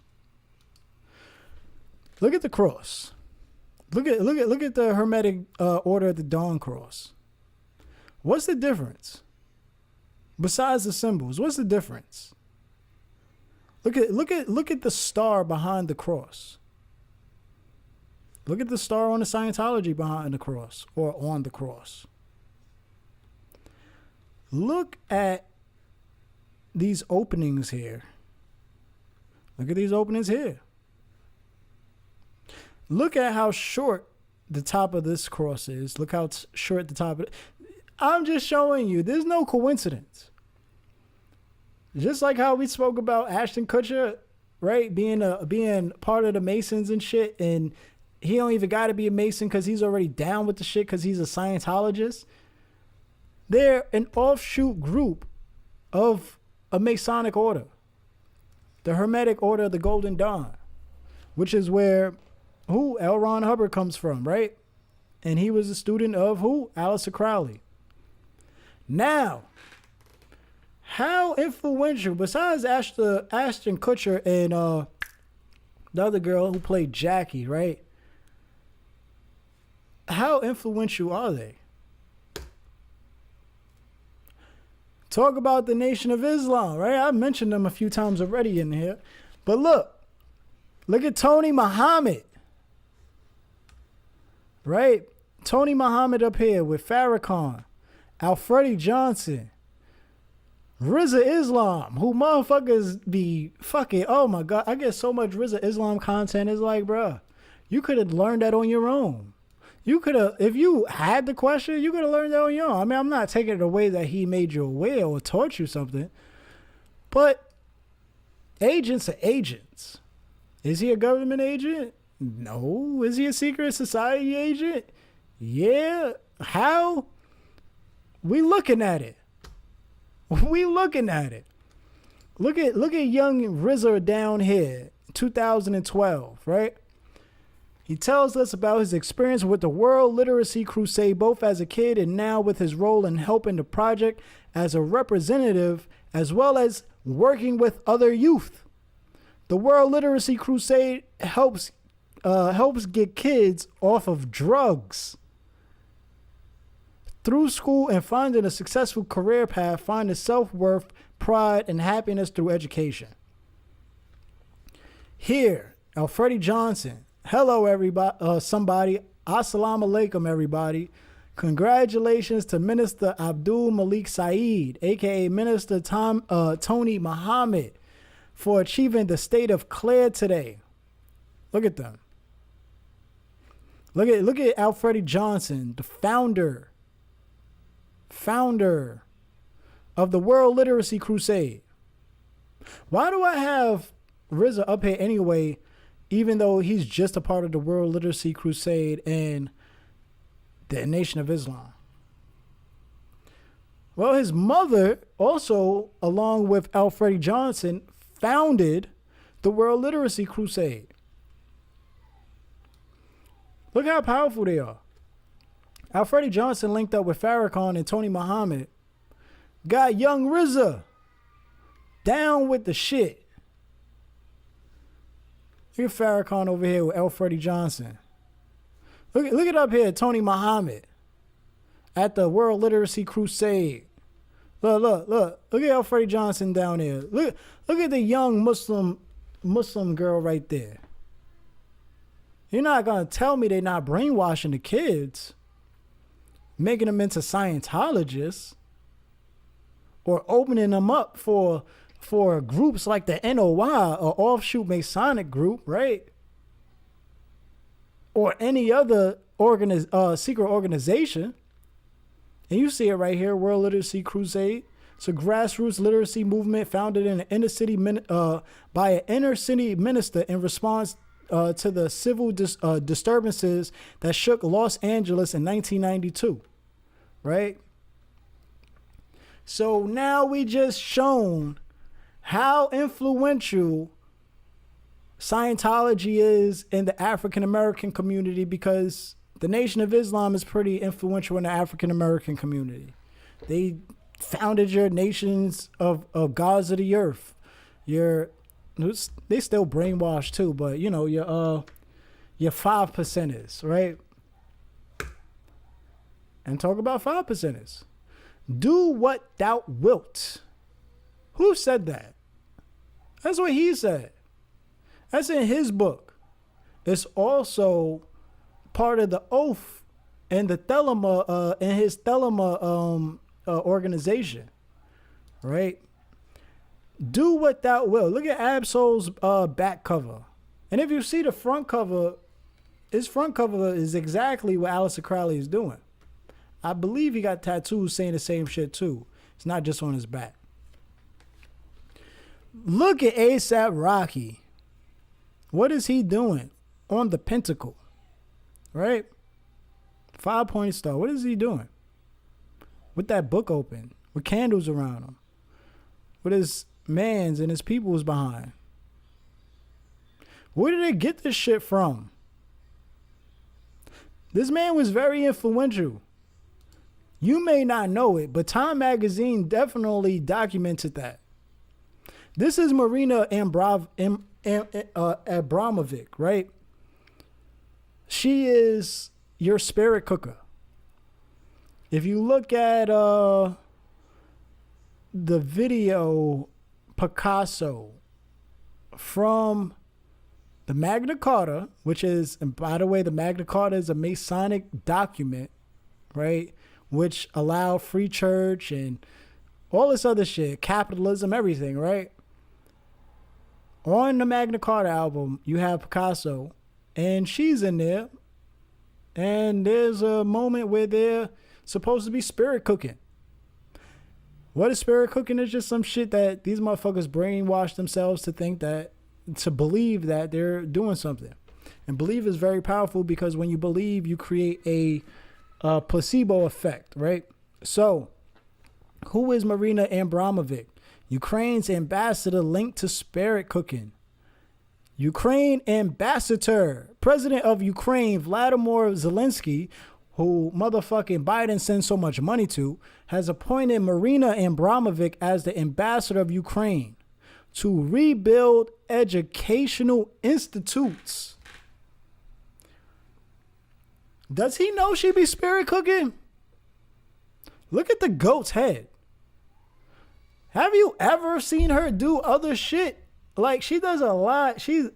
I think she's a Satanist, but she does a lot of weird satanic shit. And I don't believe in Satan because, you know, he's a fictional character. But all in all, and falling in the line of what Satanism is, yeah, that's her. So, look at in this picture. Marina Abramovic posing with Lord Jacob Rothschild in front of her paintings that goes by the name of Satan Summoning His Legions. I thought Biden was a fucking a Christian or a Catholic. I thought he feared God. I thought he loved God. What happened? Zelensky clearly don't, because he don't give a fuck about that shit, because he made her ambassador. Right? But Biden sent them a whole bunch of fucking money. And it's funny, because I got Biden up in here too with the evangelicals. But here's the builders. Going more into the Hermetic Order of the Golden Dawn. For you people that love tarot cards, right? You card readers, you palm readers, and so forth. You're only creating this placebo effect, right? And at the end of the day, all of this shit is Masonic. You may think it's not. It is. Pamela Coleman Smith, right? Nicknamed Pixie, was a British artist, illustrator, writer, publisher, and occultist. She is best known for illustrating the Rider-Waite tarot deck. If you know about that tarot deck, this is it, right? She is the one that created, the devil card, right? The devil card that Eliphas Levi drew, the Baphomet.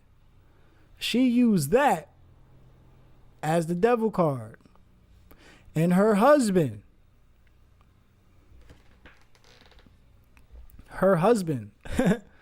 what's his name? Waite, right? Can't even fucking see it. But her husband was interested in the higher grades of Freemasonry and saw initiation into craft masonry as a way to gain access to these rites. After joining the Societas Rosicruciana in Angelia and the Knights of Templar, Waite traveled to Switzerland, right, or the rectified to receive the rectified Scottish Rite, and in its grade of Chevalier Beneficent de la Cite Sante. Waite believed that the rectified Scottish Rite, more than any other Masonic rite, represented the secret tradition of mystical spiritual illumination. So, they're the reason for your tarot cards, right? Your tarot deck.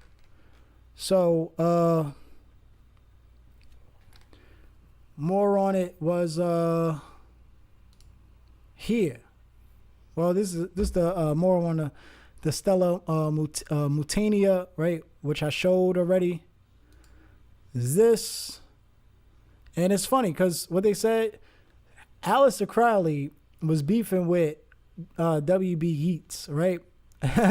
And this is who he had beef with. The motherfucker part of the Order of the Morning Star, right? It's an offshoot of the Hermetic Order of the Golden Dawn, which Aleister Crowley's from.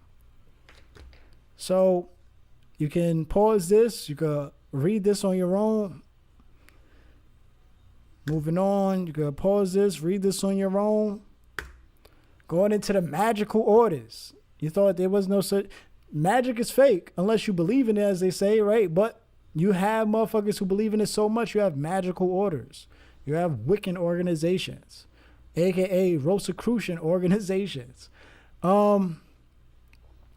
So it says the Order of the Golden and Rosy Cross was a German Rosicrucian order founded in the 1750s by Freemason and alchemist Hermann Fachude. Candidates were expected to be master masons in good standing, right? Here it talks about the 19th century. Basically, all of this is basically showing all the Masonic organizations that's part of this magical organization. So I'm not going to read it all because it's a lot. It's getting kind of late. I'm trying to, get through shit. So pause this, read it. Then we going into the 20th century. See it, pause it, read it for yourself, right? Then the 21st century. Pause it, read it for yourself. As you can see here, I did click into the former headmaster Oberon Zell Ravenheart. I wanted to see what he was about, and also this Acronorium College, right? I wanted to know what all that shit was about, which I did. So, Pete Davis, right? That I got it here. I think this is Oberon Zell Ravenheart. He got the Church of the Worlds, right? And as you see down here, all the way down on the right at the bottom, Aquarian Tabernacle Church. Click that. This is where I got Pete Davis. He founded the Aquarian Tabernacle Church. Davis also advocated for Wicca and paganism as an expert witness and was part of a group of people who successfully petitioned for the pentacle to be available as a symbol used on U.S. veteran headstones. As you can see here, Wiccan symbol OK on military headstones. The Wiccan pentacle has been added to the list of emblems allowed in national cemeteries on government-issued headstones of fallen soldiers, according to a settlement announced Monday, right? And you can see here, NBC News, right? So this is nothing weird. They accept this shit. But what's weird about it is the people that just believe in this shit, and then they got other people to believe in it and make it fucking real. Anyway, this is the Grand Lodge of the State of Israel, right? Founded 1953, not too far after the independent state of Israel, right? 1945. 53 active lodges with 1,400 members and is recognized by the United Grand Lodge of England. Duh. Didn't England give you motherfuckers that land in the first place? Anyway, why this was so important to me. Look at this here. This is a lawyer and president of the Freemason Lodge over there in Israel. Look at this symbol. Look at that symbol, right? You got the Freemason symbol. You have the Shield of David. You have the cross, and you have the crescent, the Islamic crescent, right? That's what we're dealing with. You have the all-seeing eye on top of this this here chair. And as you can see, look at the difference. Look at the difference of the emblems on these chairs. Means something. It's the most worshipful master's chair. Look at the gavel. You got the all-seeing eye above them, right? Moving on. This is the Royal Antediluvian Order of the Buffaloes, which inspired your Loyal Order of Water Buffaloes and the Flintstones, right? Yo, they just be putting this shit in motherfuckers' face, B. Like, it's nothing to hide. They hide it in plain sight. You got motherfucker, look, programming the children, right? And that's not just the only programming of the children that we gonna see anyway. But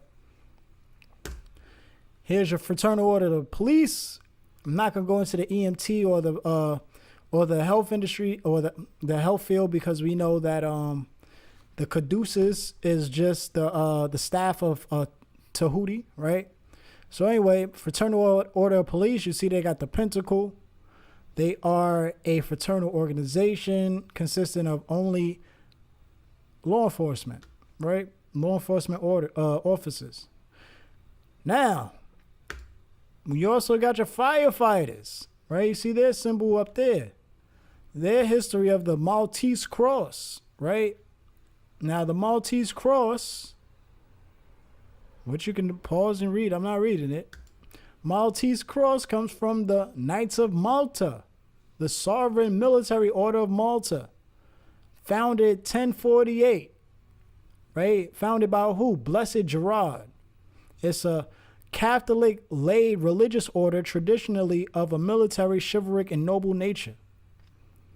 So, this is where you get your firefighter symbol from.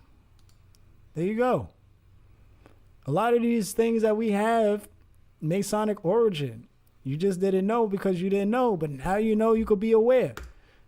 What could you do with the information? You're fucking aware. Huh? Here's the Knights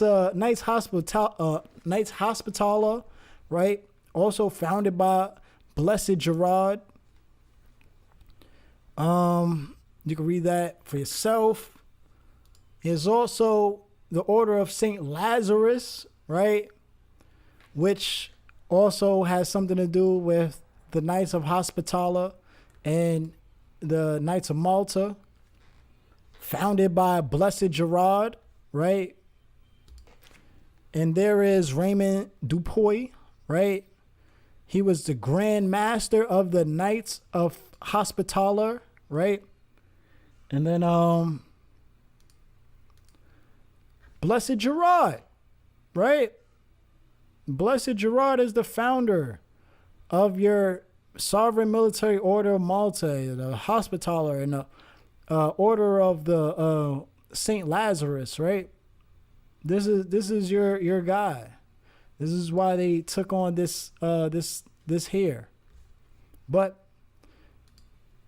it still has something to do with a secret organization. Here is your Esquitarian Trian Order of the Holy Sepulchre of Jerusalem, right? Founded by Godfrey Bouillon, right? And we know about the Holy Sepulchre. It was a place where Constantine thought. It's not what he knew. It's what he thought. He thought that Jesus was buried in that cave, which the Holy Sepulchre was built around. But again, it's a thought. It's no actual evidence to prove. But this is what these people, this is what they do. This is why you got your Knights Templars and shit. Anyway, here go your orders, your military orders, right? Though I would never grow old, I will sacrifice my life to save my soul. Sounds fucking scary. Here is Abraham Vereide. He is the founder of the Fellowship. The Fellowship, which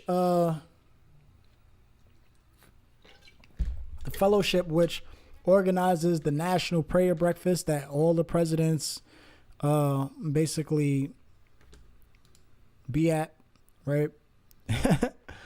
But yeah, so he was pretty influential, of course. He got these motherfuckers only reading out the book of the words of Jesus. There's a documentary on Netflix called The Family. You can watch that. This is actually how I became aware of it. This is the article that's talking about it. Right there next to Ronald Reagan and his wife, Nancy Reagan, is Douglas Coe. That was also the other guy who behind, what's his name?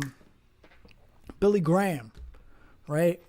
Who helped basically get the government involved in this religious organization.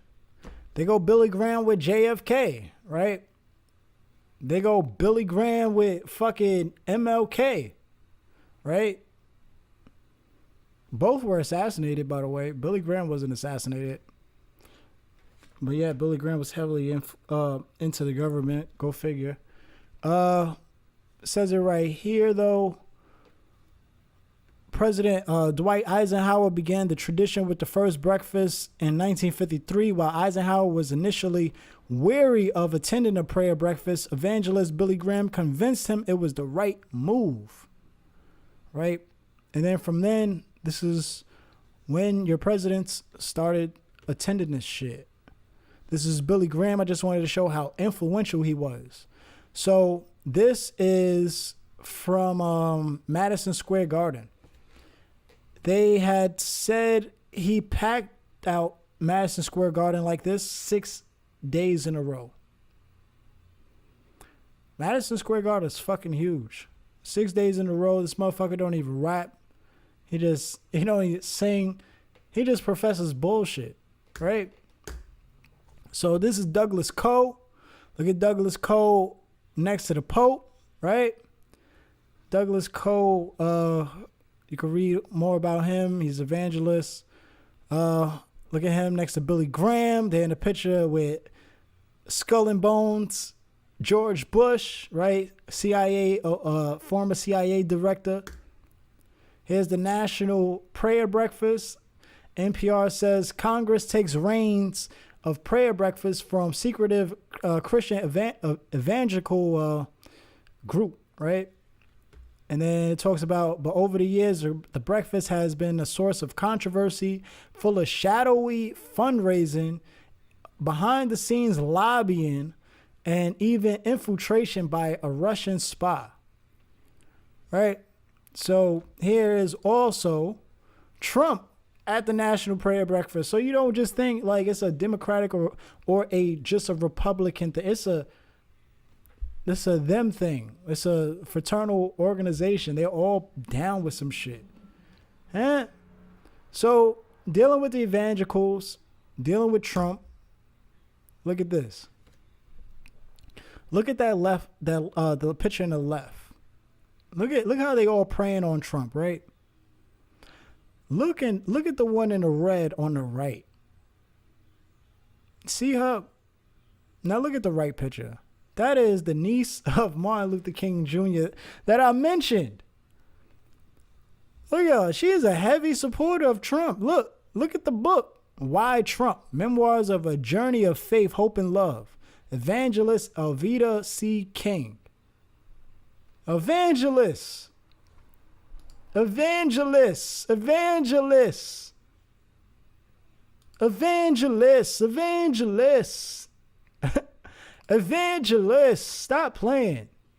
It's kind of crazy, right?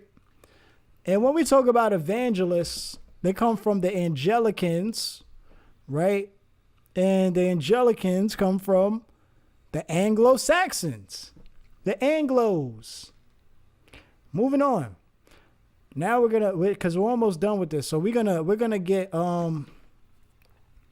deep into more, or not even deep, but we're gonna get into more things that you probably wasn't aware of, like the Trilateral Commission.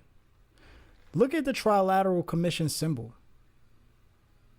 See how it's like a cycle? But look at the cycle. It's a triangle. And look at the triangles within the triangle. And look at the other triangle within the triangle. It's a triangle. So, what is the Trilateral Commission? It is a non-governmental international organization aimed at fostering closer cooperation between Japan, Western Europe, and North America. Look at the founders. David Rockefeller, Jimmy Carter, what's his name? I ain't trying to fuck it up, but Brzezinski, right? I know his last name. I know he has something to do with was it Quincy Jones? Could have been Quincy Jones. Steve Coakley expounded so much on it, but there's your founders of your Trilateral Commission, right? Now, your Trilateral Commission, if you don't know, is behind your Bilderberg meetings, right? But I'm not going to jump from the Trilateral Commission to the Bilderberg just yet, because I lined this up for a reason. So next we have the Council on Foreign Relations. Look at the founders. David Rockefeller, Herbert Hoover, Allen Dulles. I mentioned Allen Dulles already, right? We spoke about him with JFK. Spoke about him with Patrice Lumumba. And there's probably more that he was behind the assassination of. This is the Council on Foreign Relations. And look at the chairman, David Rubenstein. Do your research on David Rubenstein, by the way. But this is the CFR. The CFR is an American think tank specializing in U.S. foreign policy and international relations. Founded in 1921, it is an independent and nonpartisan nonprofit organization. It's based in New York City with an additional office in Washington, D.C. So first, David Rockefeller finds the Trilateral Commission, right? Even though CFR was founded first, 1921. But we also got him for the Trilateral Commission in 1973. Then you got the Club of Rome. Club of Rome got the founders of who? David Rockefeller. The Club of Rome is a non-profit, informal organization of intellectuals and business leaders whose goal is a critical discussion on pressing global issues, right? The Club of Rome was founded in 1968 at Accademia dell'India in Rome, Italy. It's a lot of think tanks here, a lot of organizations speaking on global affairs. Here is Chatham House. Chatham House was founded by Woodrow Wilson, right? So it says the Royal Institute of International Affairs, commonly known as Chatham House, is a British think tank based in London, England.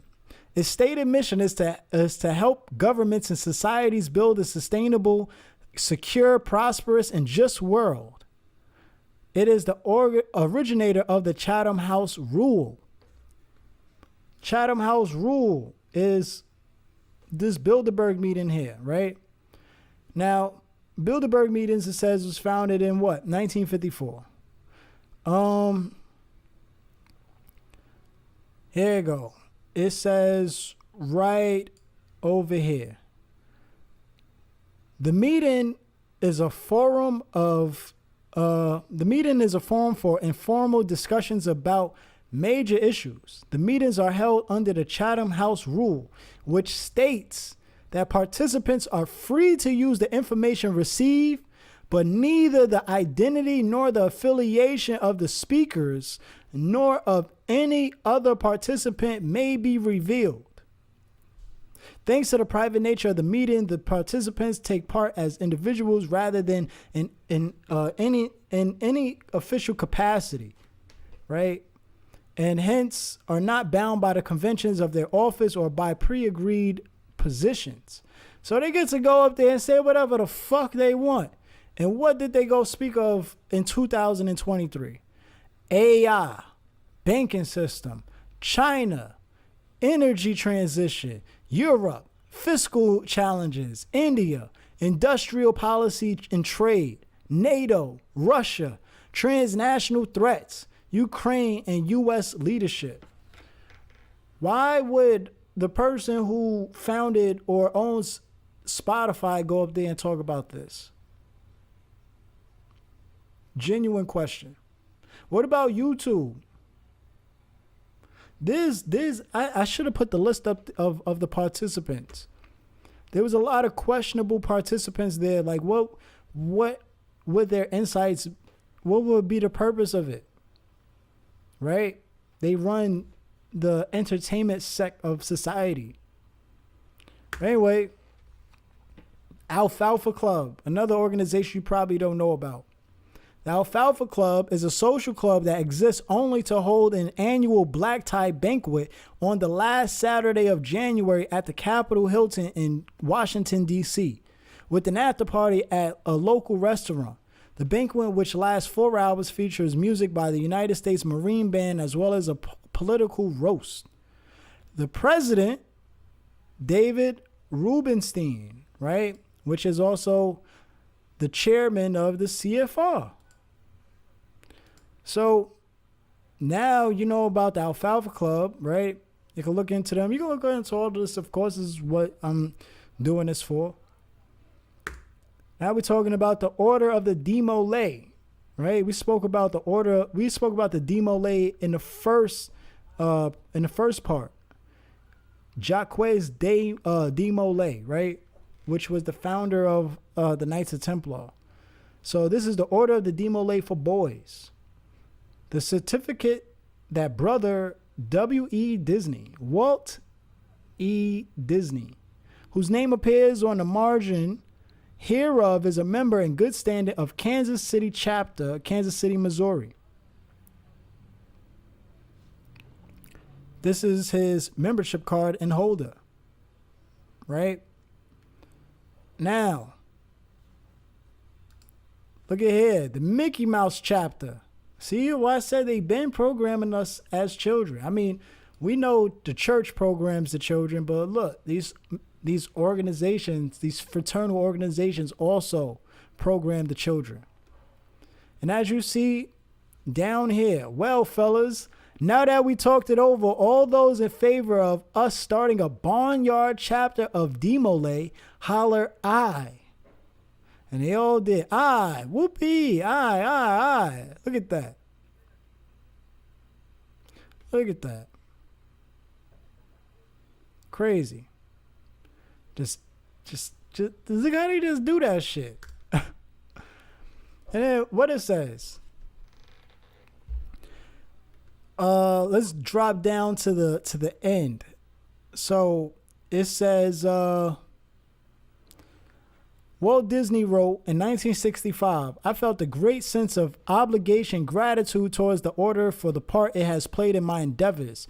It percepts have been beyond value in making decisions and facing dilemmas and crises, and holding on to faith and ideals, and in meeting the tests which are both born when shared with others in bond of confidence and mutual respect. The Demolay Creeds has become a definite guide by the time I started making motion pictures, first in Kansas City, then in Hollywood. There is also some connection between the main character and what he creates or perfects. So we are told, and it may well be that same influences which shaped the thinking and behavior and preferences of my youth had something to do with the early steps of my movie career and direction it took. It is the gratifying to be assured that these same influences of Demolay are still at work among many young Americans today. Because he is the founder of Disney, which is is like so important in a lot of people's childhood, especially mine. I grew up on Disney. I went to Disney World and all that. You know, a lot of us have. Not understanding we've been being conditioned into accepting this type of shit here, programmed. But this is Frank S. Land, Frank Sherman Land, Frank Dad, right? He is the founder of the Order of the Demolay. He served as imperial potentate of the Shriners. We know about the potentate, right? We seen what that said. He's so powerful. He's not subjected to the same laws that we are governed to, right? So, Frank Dad not only was impactful in Walt Disney's life, but he was impactful in everybody else's life. President Truman presented life membership with Kansas City Shriners. Right? In the middle, that is Frank Dad. Right? On the right, you see Harry S. Truman. Look, who presented Truman with a portrait of his mother? Frank Dad Land. They're brothers. They're happy. I don't know if they're single. They wear colored hats. Give me your hat. But look, Truman riding in the car besides Frank Land in Atlantic City, New Jersey, right? So, and this is the potentate of the Shriners, right? The potentate. We know about the potentate. A person so powerful that he or she doesn't have to. They don't have to follow the rules that govern everyone else, right? Powerful. So, Brother Thomas R. Marshall. I have him in here because very important. So, he was the vice president of President Woodrow Wilson. We know Woodrow Wilson was the founder of what? The Chatham House, right? Chatham House. Thomas R. Marshall was the vice president who was a Mason. He's also was a Knights Templar. And he was a Scottish Rite. And he was a Grand High Priest, which means he was part of he was part of the damn, he went to every one of them. He was part of the Royal Arks. And he was also a Cryptic Mason. Kashin. So, what's so important about Scottish Rite brother Thomas R. Marshall, right? Is Anne Jarvis. So, when we talk about Mother's Day was written in law by Woodrow Wilson, who founded Chatham House, right? And his vice president, who was Thomas R. Marshall, the Freemason. Now, what was so powerful about this part right here says, despite her tireless campaign to get the holiday recognized by the United States government, she tried so hard to get it recognized by the government. But what happened? Jarvis ended up denouncing the institution she created, bankrupting herself as she fought against its perceived commercialization. Now, if you know about Mother's Day just passed. We had spent in America alone $35 billion in one day. What was it? $34 billion. Almost $35 billion in one day. That's a lot of fucking money for people who's dealing with inflation, right? Or what we say we're dealing with a recession. Even though I don't, according to the financial markets, I don't see we are. But anyway, she's not the only one that fought against these Masons and lost, went bankrupt, right? Marcus Garvey, right? Tesla, right? So many shit. Dr. York, fucking. But anyway, didn't need this in here. We already had this. Order of the Dragon, making you aware about the Order of the Dragon, right? So the Order of the Dragon has a lot to do with, well, not has a lot to do, but Vlad the Impaler, his father was part of the Order of the Dragon, as you see here. Dracula, meaning son of Dracul, which was his father, was derived from the Latin Draco, which means dragon. After his father's induction into the Order of the Dragon, created by the Holy Roman Empire, Sigismund for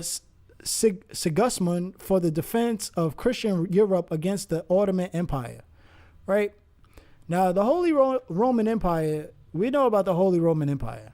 We know that's the Romans taking over Germany and establishing these religious beliefs over there, right? Now, moving on, Tom Warner. And you see Steve Coakley, Live in Power, Steve Coakley. Tom Warner Conspiracy. He has this book that exposes a lot of the Freemasons in America, and it's not really exposing because it's their book, but he spent good money on this book. I'm still trying to look for this book, but as you see here, this is 33 degree Scottish Rite Freemason Jack Warner, right? One of the brothers of the Warner brothers. But if you also don't know, all his other brothers of the Warner brothers were Masons. So when they say Hollywood is run by Jews, Hollywood is run by Freemasons, two peas in a pod. Same thing. Right? It's not coincidence. It's just the way it is. That's just the way it is. Right? Look at Cecil B. DeMille, right? Things will never be the same. Look, he did silent films and sound films, actually. He was also a Freemason, right? Active Freemason and member of the of Prince of Orange Lodge in New York City. And then down here you can see, right? Founding fathers who are Freemasons included George Washington, Benjamin Franklin. They talk about the Disney National Treasure. Jump down, they talk about Walt Disney himself was a member of a Masonic offshoot organization. Many of the founding fathers of entertainment business, including Louis B. Mayer, right? Founder of MGM, right? The shit with the lion. Tom Mix, Cecil DeMille, right? And who else?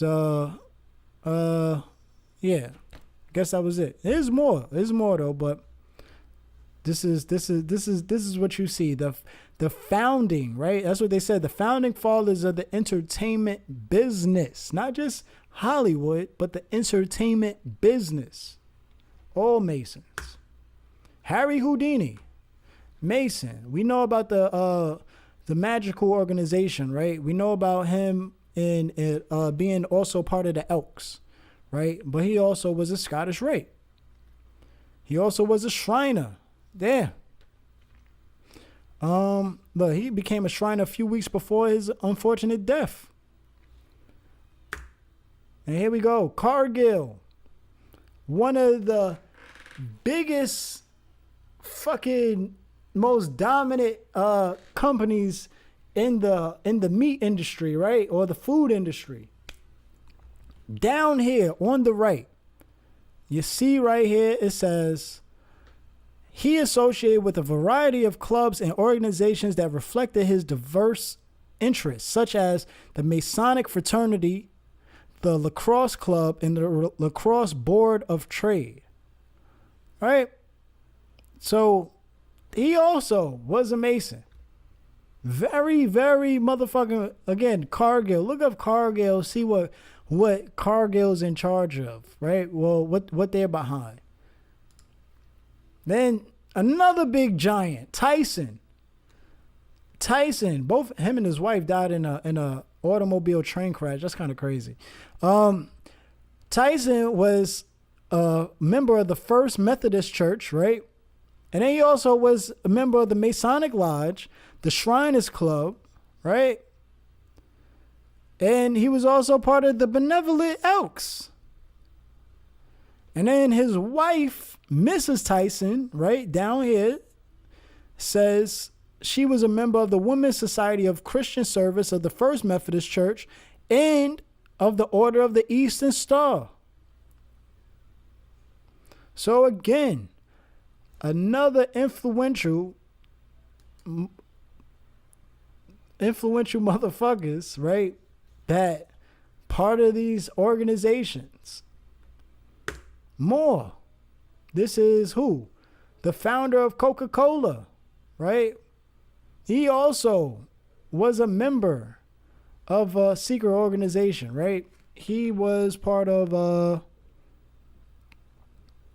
Grand Lodge of Georgia. So here you go. Columbian Lodge number 7, right? That's what he was a member of.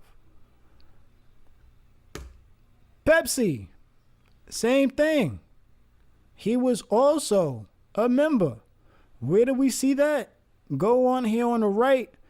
can see right here, starting at the fraternal affiliations of Mr. Bradham include membership in St. John's Lodge number 3, accepted free and accepted, accepted Masons, of which he is a past master. He is a past exalted ruler of Lodge number 768 of the Elks.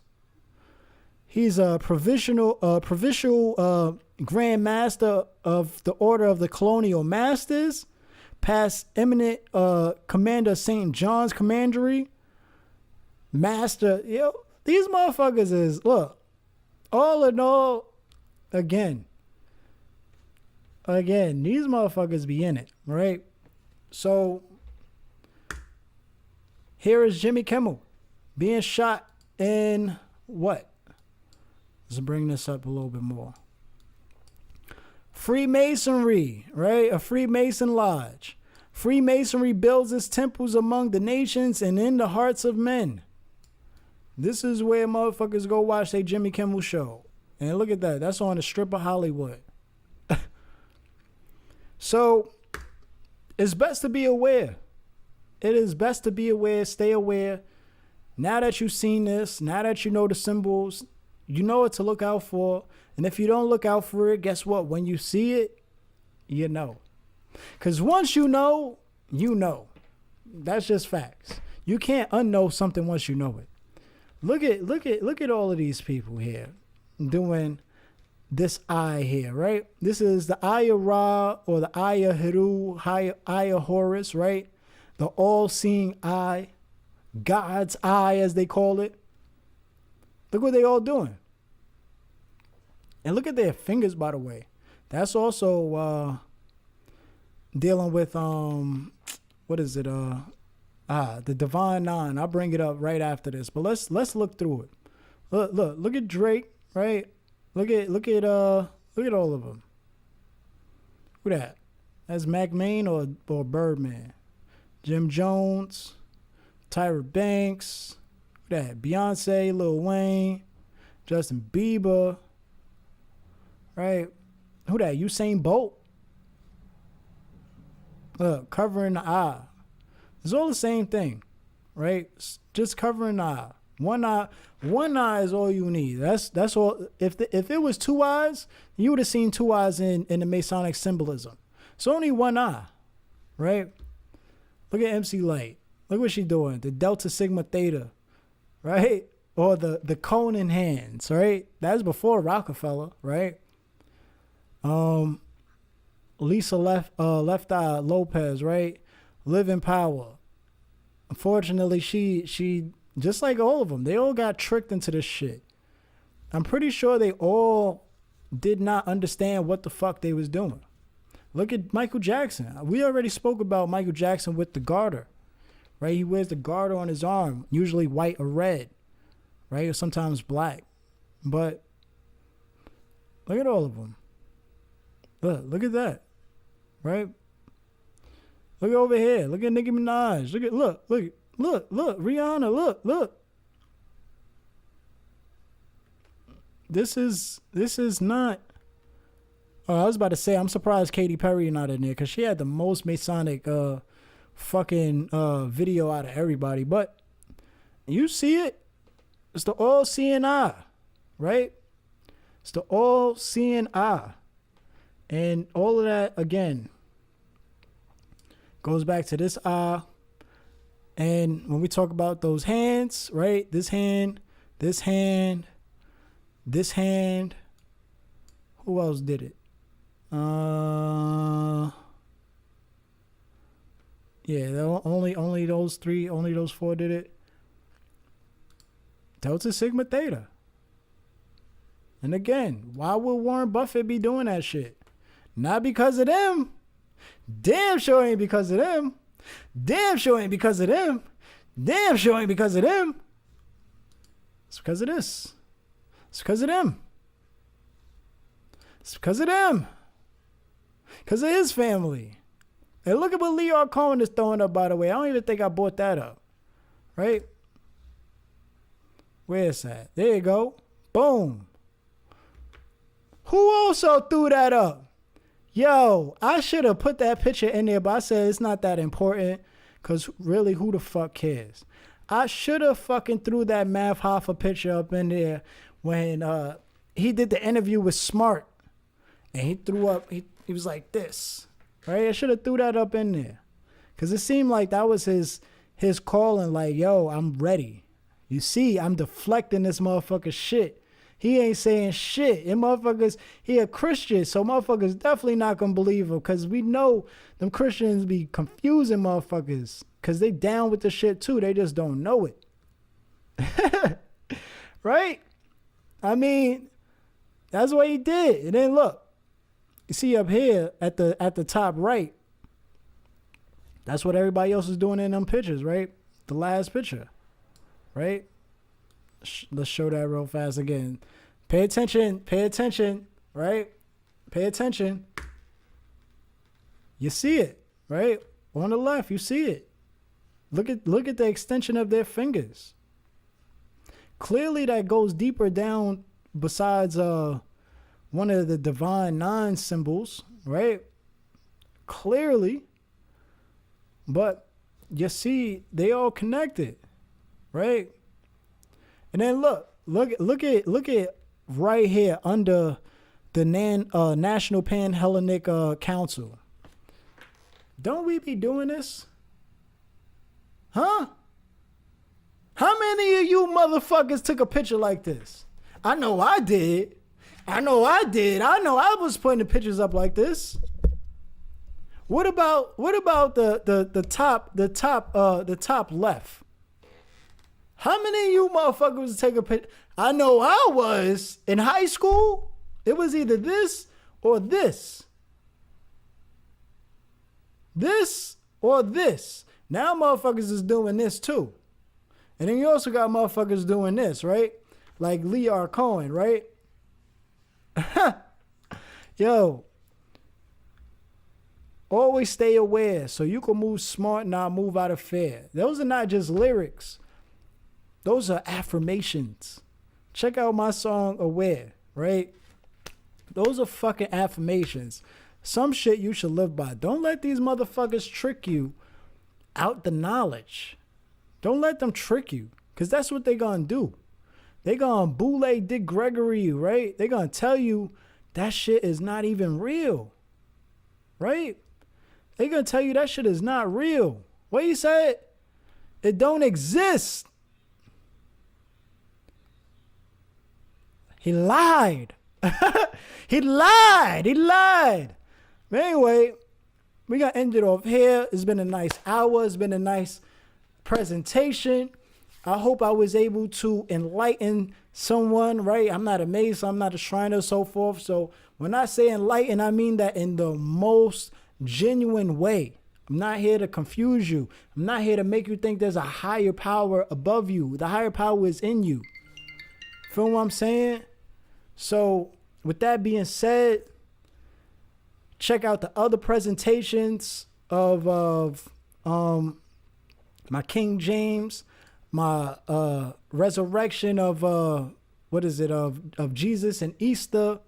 Check out my other presentation on the history of religion. Check out the presentation on Malcolm X.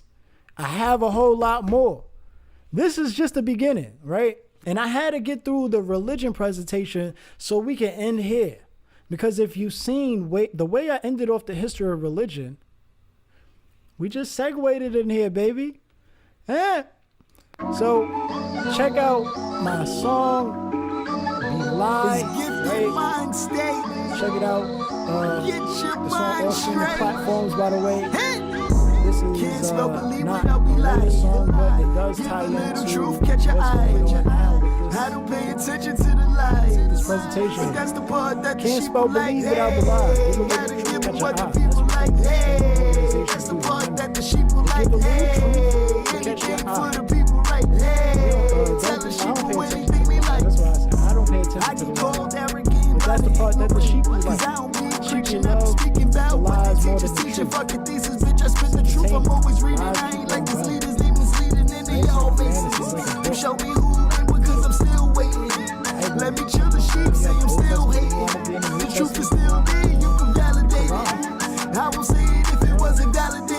giving out I know half shit truths. crazy Give a sounds little truth, exaggerated, half truth. but Steve Cooley About to wasn't have wrong. truth so All good. L. Hutch, Motherfuckers Malik roll up Shabazz, as who's real smoking men. all the bond. Not the Then day he fill died, them but up with after the bullshit, bomb. right?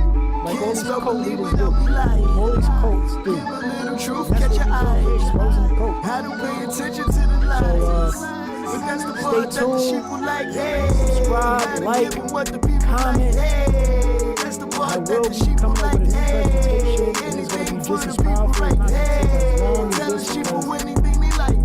this religion and R.I.P. this Tupac secret Shakur. society one was Free mainly move like to Luke the big Shakur. two that I had. Everything Victims else of is war, going fuck to the law. Lawyers very learn case informative, law just in like that these, sword. but I They wouldn't say gotta not learn to as play because ball. I'm Them not doing judges history getting or paid off anything. like Sir We're just Earl going Warren, straight but I'm into not gonna say more. the subject, Qualified the issues immunity still that matter. around is his So, fault. 54 years still helping with that being cops get said, off. Damn, I'm I out. learn a lot and I burn a lot. Help Peace. connect the dots. Eh? Analyze the spot. Politicians pimping, rappers acting sipping, bull ain't tripping. Nation different 'cause the bullshit still control. Getting massive.